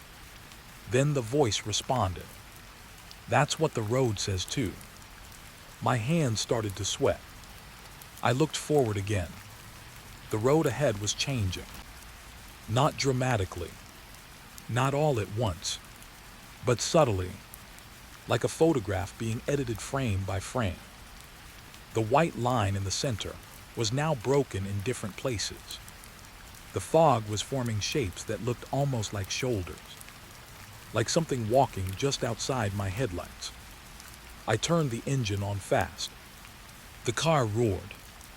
I shifted into drive. But the wheels didn't move at first. Just a soft grinding sound. Like the tires were trying to decide if they still belonged to the road. Then suddenly, the car rolled forward. Too smoothly. Almost like the road wanted me to move. I pressed the accelerator. The forest blurred slightly, but the sign stayed in my rearview mirror. Following, always the same distance behind me. No matter how fast I went. I checked the mirror again, and this time I saw something else. Another sign behind it. Then another. Then another. All identical. All reading the same warning. Do not enter after midnight. My throat went dry. How many of these are there? I whispered. The radio responded instantly. Enough to warn you. I tightened my grip on the wheel. The road ahead curved slightly. A curve that wasn't on any map I knew. My GPS screen flickered, then turned black. For a second, I thought I saw something in the black screen. A reflection. Not mine. Someone sitting in the passenger seat. I didn't look directly. I couldn't. The radio crackled one last time. And the voice returned. Closer than before. Almost inside the cabin now. You're doing better than the others. My chest tightened.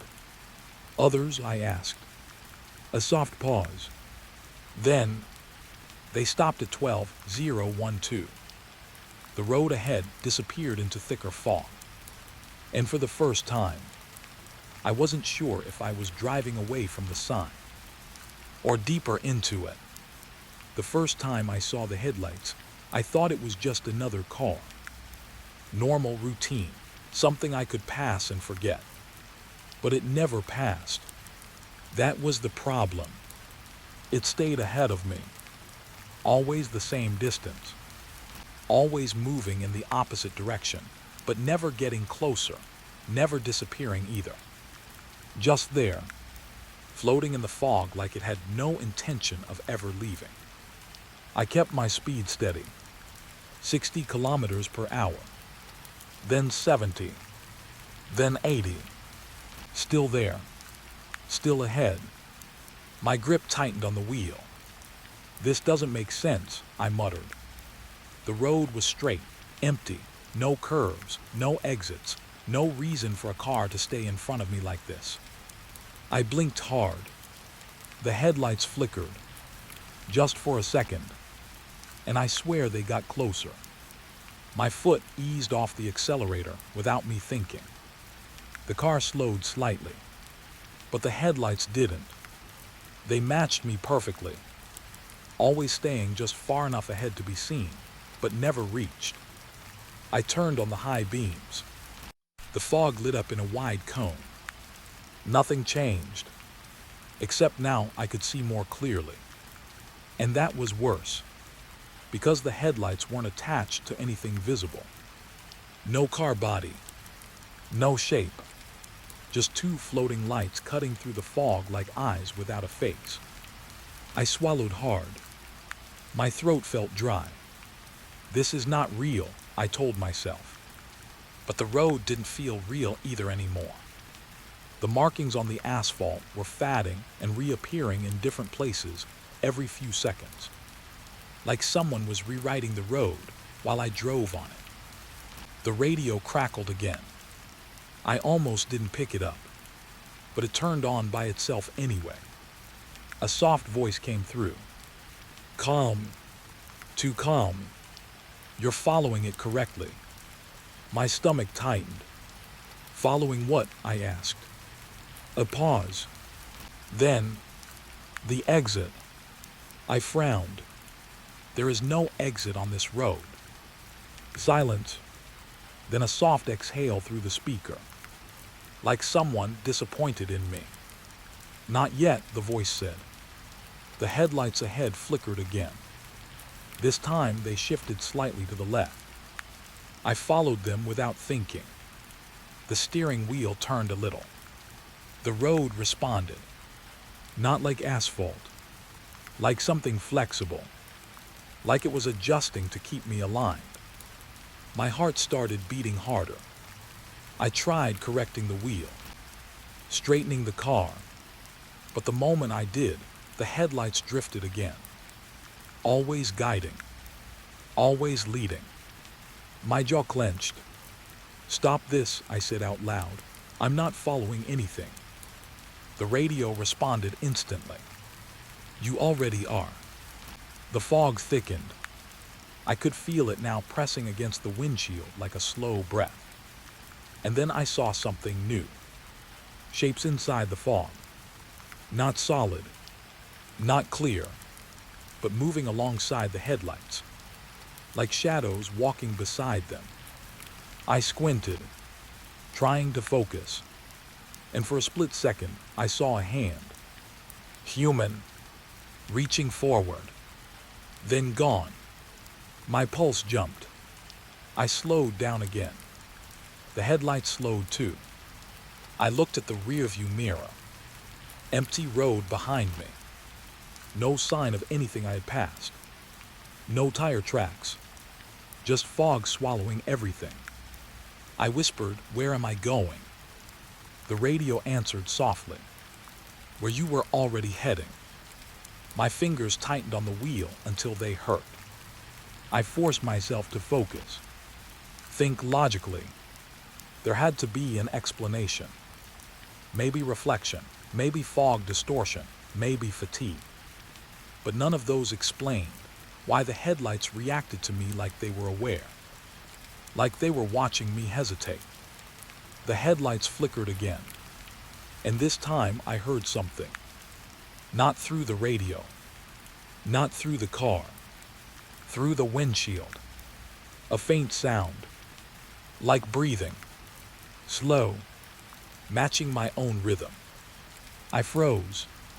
My eyes locked forward. The headlights were closer now, just slightly, but enough to feel wrong. Too close, too intentional. The road beneath me started to incline slightly.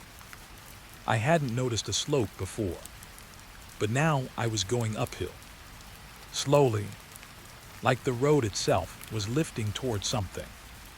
The radio crackled again, but this time the voice changed. It sounded younger, panicked. "Don't follow the lights." My grip tightened instantly. "Who is this?" I said quickly. No answer, just breathing. vast, uncontrolled. Then, I tried to stop. It made me turn anyway. My stomach dropped. "What made you turn?" I asked. A pause, long enough to feel like the line was breaking. Then the voice whispered, "The road." The headlights ahead flickered violently. Like they heard that. Like they didn't like it being said out loud. My steering wheel jerked slightly on its own. I fought it immediately. My arm strained. "Stop," I said out loud. The car resisted for a second, then suddenly released control. Just like that, as if it was letting me believe I had one. But the headlights stayed perfectly aligned, still guiding, still waiting. The fog opened slightly ahead, just enough for me to see something new. A sign, old, rusting, barely visible, and I felt my blood go cold, because it looked exactly like the one from before. The warning sign, but this one had a different message. As I got closer, my eyes focused, and I read it. "Do not follow what you see after midnight." My breath caught hard. I glanced at the dashboard. 12:17 a.m. I hadn't realized how far I had driven. The headlights ahead dimmed slightly, like they were waiting for me to acknowledge the sign. The radio came alive again, but now both voices overlapped. The calm one and the panicked one. At the same time. "You're almost there. Turn back now." My head spun slightly. I gripped the wheel tighter. "What is there?" I shouted. Silence. Then the headlights flickered one last time, and I saw it clearly. Not a car, not an exit, not a road ahead, just a continuation. The same road, looping forward into itself. I blinked hard, and the headlights matched my blink. For the first time, stopping exactly when I stopped.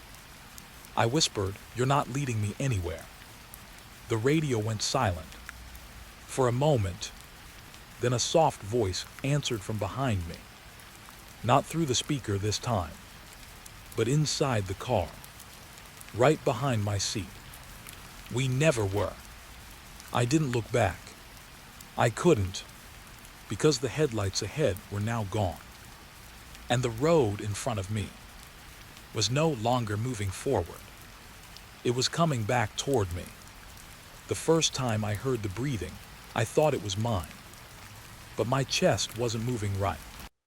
It was too slow, too distant, like the sound was coming from beside me, not inside me. I tightened my grip on the steering wheel.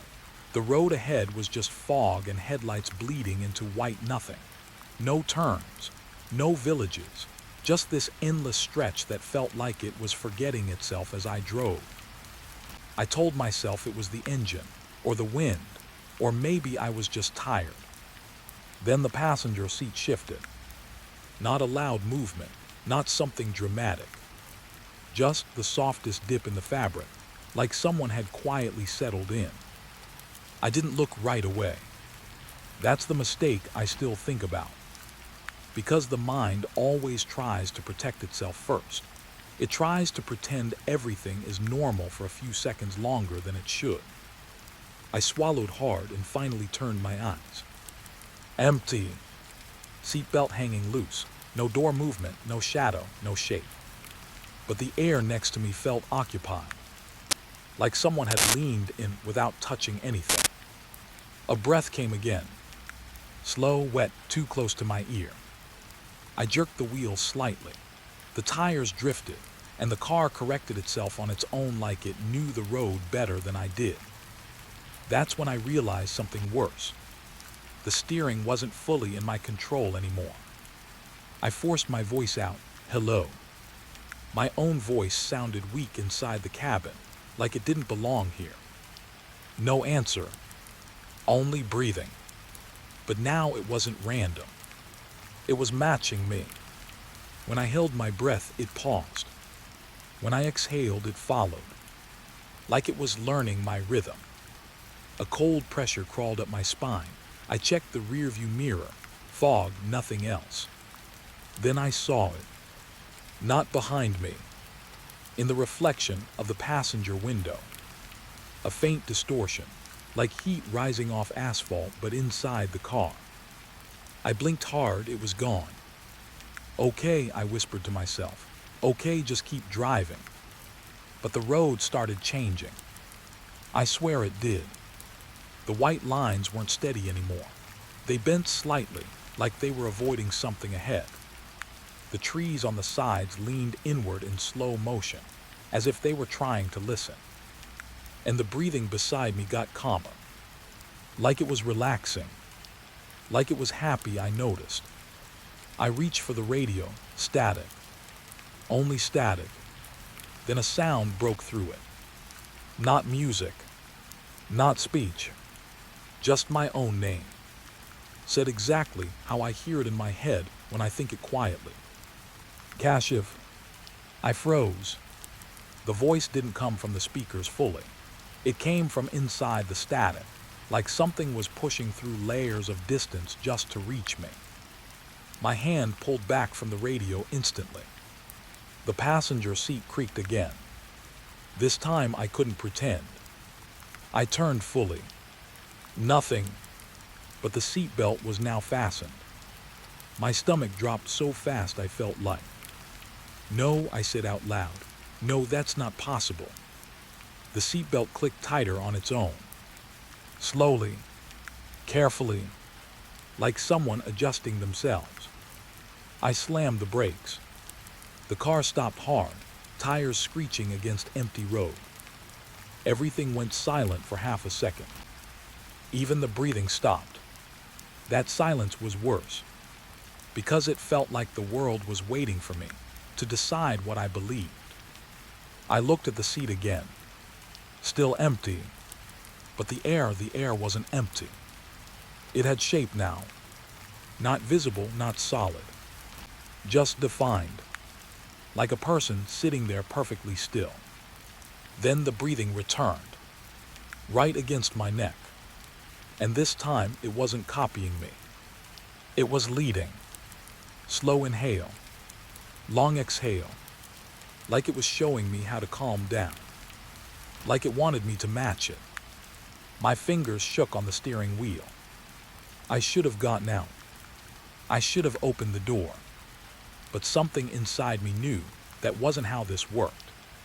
Because this thing wasn't outside the car. It was already inside the pattern of the drive. Outside, the fog thickened suddenly. The road behind me vanished in seconds, like someone erased it with a dirty cloth. I checked the side mirror. Nothing behind. No cars. No tracks. Just white emptiness swallowing everything. Then the passenger seat spoke again.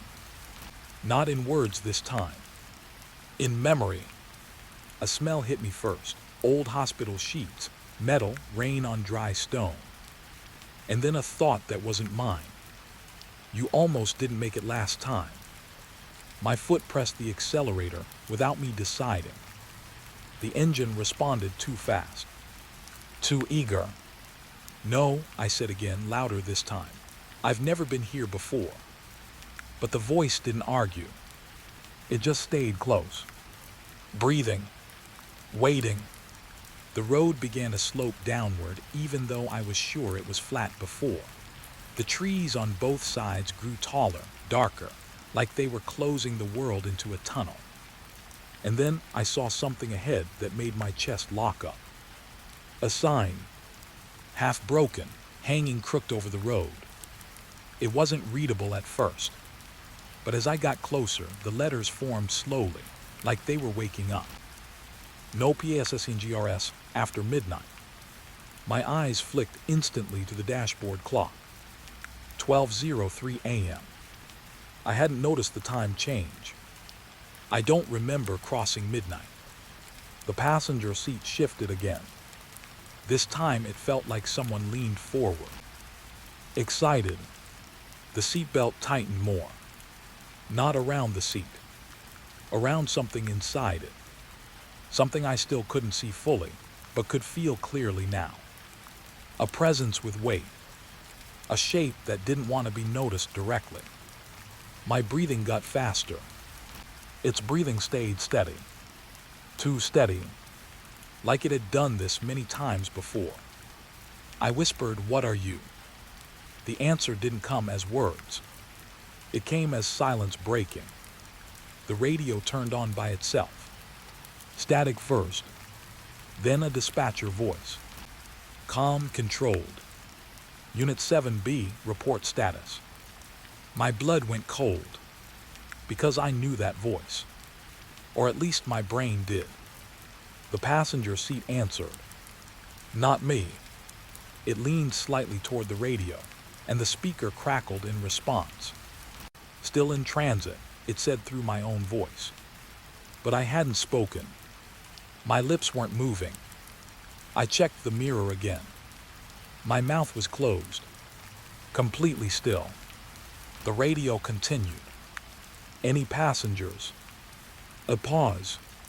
Long enough to feel like the whole forest was listening. Then the voice beside me replied again. Yes. My hands left the wheel for half a second without permission. The car kept going straight. Perfectly. Like it already knew the route. Like I wasn't needed anymore.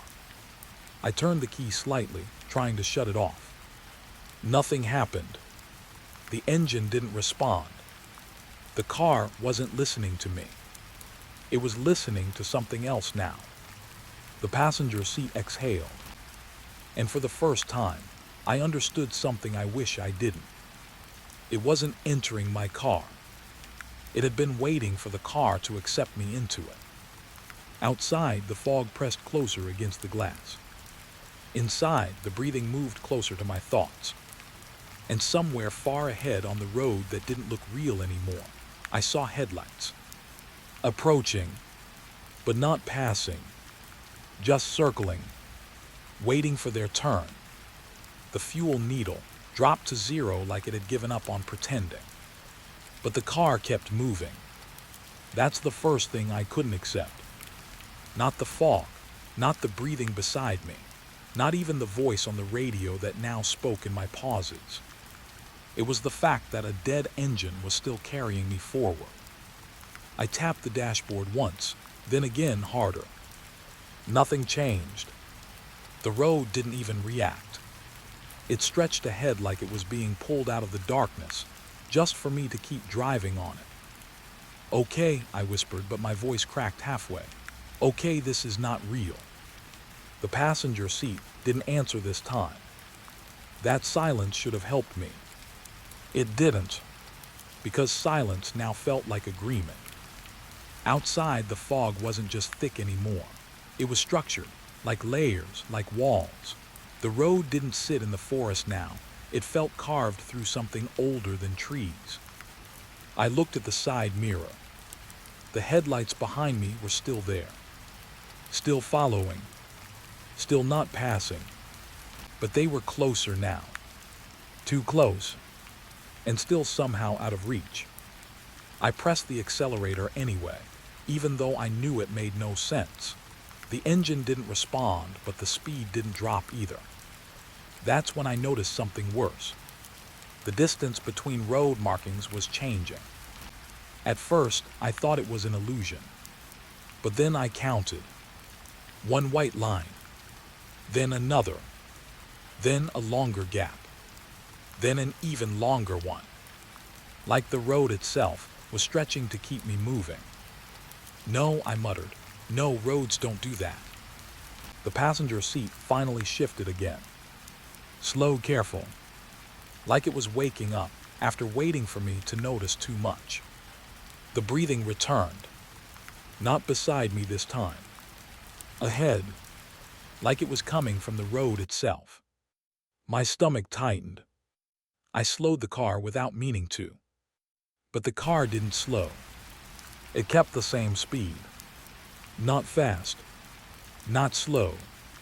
Just committed. The forest on both sides started repeating. That's the only way I can describe it. The same broken tree, again and again, slightly different angles but identical shapes, like the world had run out of variety and started recycling itself. I blinked hard, looked again. Same tree, same cracked bark, same leaning branch pointing at nothing. And then I saw something that made my hands go numb. A signpost. The same signpost. We had already passed it. I was sure of it. But there it was again, standing exactly the same distance ahead. Waiting, like the road looped back to place it there on purpose. I forced myself to speak. This is impossible. The radio clicked. Static first. Then a calm voice answered. You are still en route. I laughed once, but it came out wrong. Too dry, too broken. I'm out of fuel, I said. A pause. Then the voice replied. That is irrelevant. My grip tightened so hard on the steering wheel, my fingers hurt. Who are you? I asked. No answer. Only breathing. And now I realized something I didn't want to admit earlier. The breathing wasn't inside the car anymore. It was inside the rhythm of the road. Every time I crossed a white line, it exhaled. Every time I hesitated, it inhaled. Like I was part of its lungs now. The headlights behind me flickered. For the first time, a single stutter of light. I felt hope hit me so fast it hurt. Something behind me is braking, I thought. Something is changing. I pressed the brake again. This time the car actually slowed. For half a second, I thought I was free. Then the road reacted. The asphalt ahead tightened, like it didn't like me slowing down. The white lines shortened. The forest leaned inward, and the fog thickened like a hand closing around a throat. The engine didn't turn on, but the speed came back. Not sudden, not forceful, just unavoidable. Like the road had decided my pace for me. The passenger seat spoke again. Not in words, in something heavier. A memory that didn't belong to me. A truck overturned. Rain screaming on metal. A man calling my name. I jerked forward. No, I said out loud. I've never been here, I've never. But the memory didn't stop. It layered over reality. The steering wheel felt different in my hands. Heavier, familiar, like I had held it in another life. The road straightened. Too straight, like it wanted me to remember something by force. The headlights behind me suddenly grew brighter, closer, and for the first time, I saw shapes inside them. Not cars, not vehicles, just outlines of movement repeating inside the light. Like they were stuck in loops too. Just like me. My throat went dry. Am I repeating this? I whispered. The radio answered immediately. Yes. One word. No emotion. No delay. Just confirmation. The forest suddenly changed sound. The wind stopped. Completely. Even the tires felt quieter, like the road was absorbing noise now instead of reflecting it. And then I noticed something else. The fuel gauge flickered. Once, then again. Then it jumped. From empty to half. My breath stopped. That's not possible, I said. But it kept moving. Half, then 3/4, then full. Like something unseen was feeding the tank while I watched. The passenger seat exhaled slowly, like it was satisfied. Like it had done this before. Like it always did this. The realization came in pieces, not all at once. And when it hit fully, it felt like ice behind my eyes. The road wasn't extending to keep me trapped. It was extending to keep me inside a loop that never needed fuel. I was never running out. I was just being reset. The headlights behind me faded for a second, then reappeared. Same distance, same position, still not passing, always following, always waiting, like they were part of the same system I was inside. I looked at the passenger seat one more time.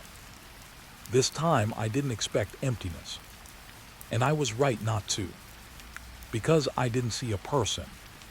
I saw the idea of a person, a shape the brain understands before it refuses to accept it fully. And that shape leaned slightly toward me. Not aggressively, not violently, just enough to remind me it was there. The radio crackled one last time. Route stability restored. My hands trembled on the wheel. The road ahead curved slightly, just enough to suggest a direction I didn't remember choosing. And somewhere in that curve, I understood the worst part of all. The road was not extending forward anymore. It was extending back into itself. And I was just the part of it that kept thinking it was moving forward. Behind me, the headlights brightened again. Closer than before. Still not passing. Still waiting. And for the first time, I didn't feel like I was driving away from something. I felt like I was being guided back into it.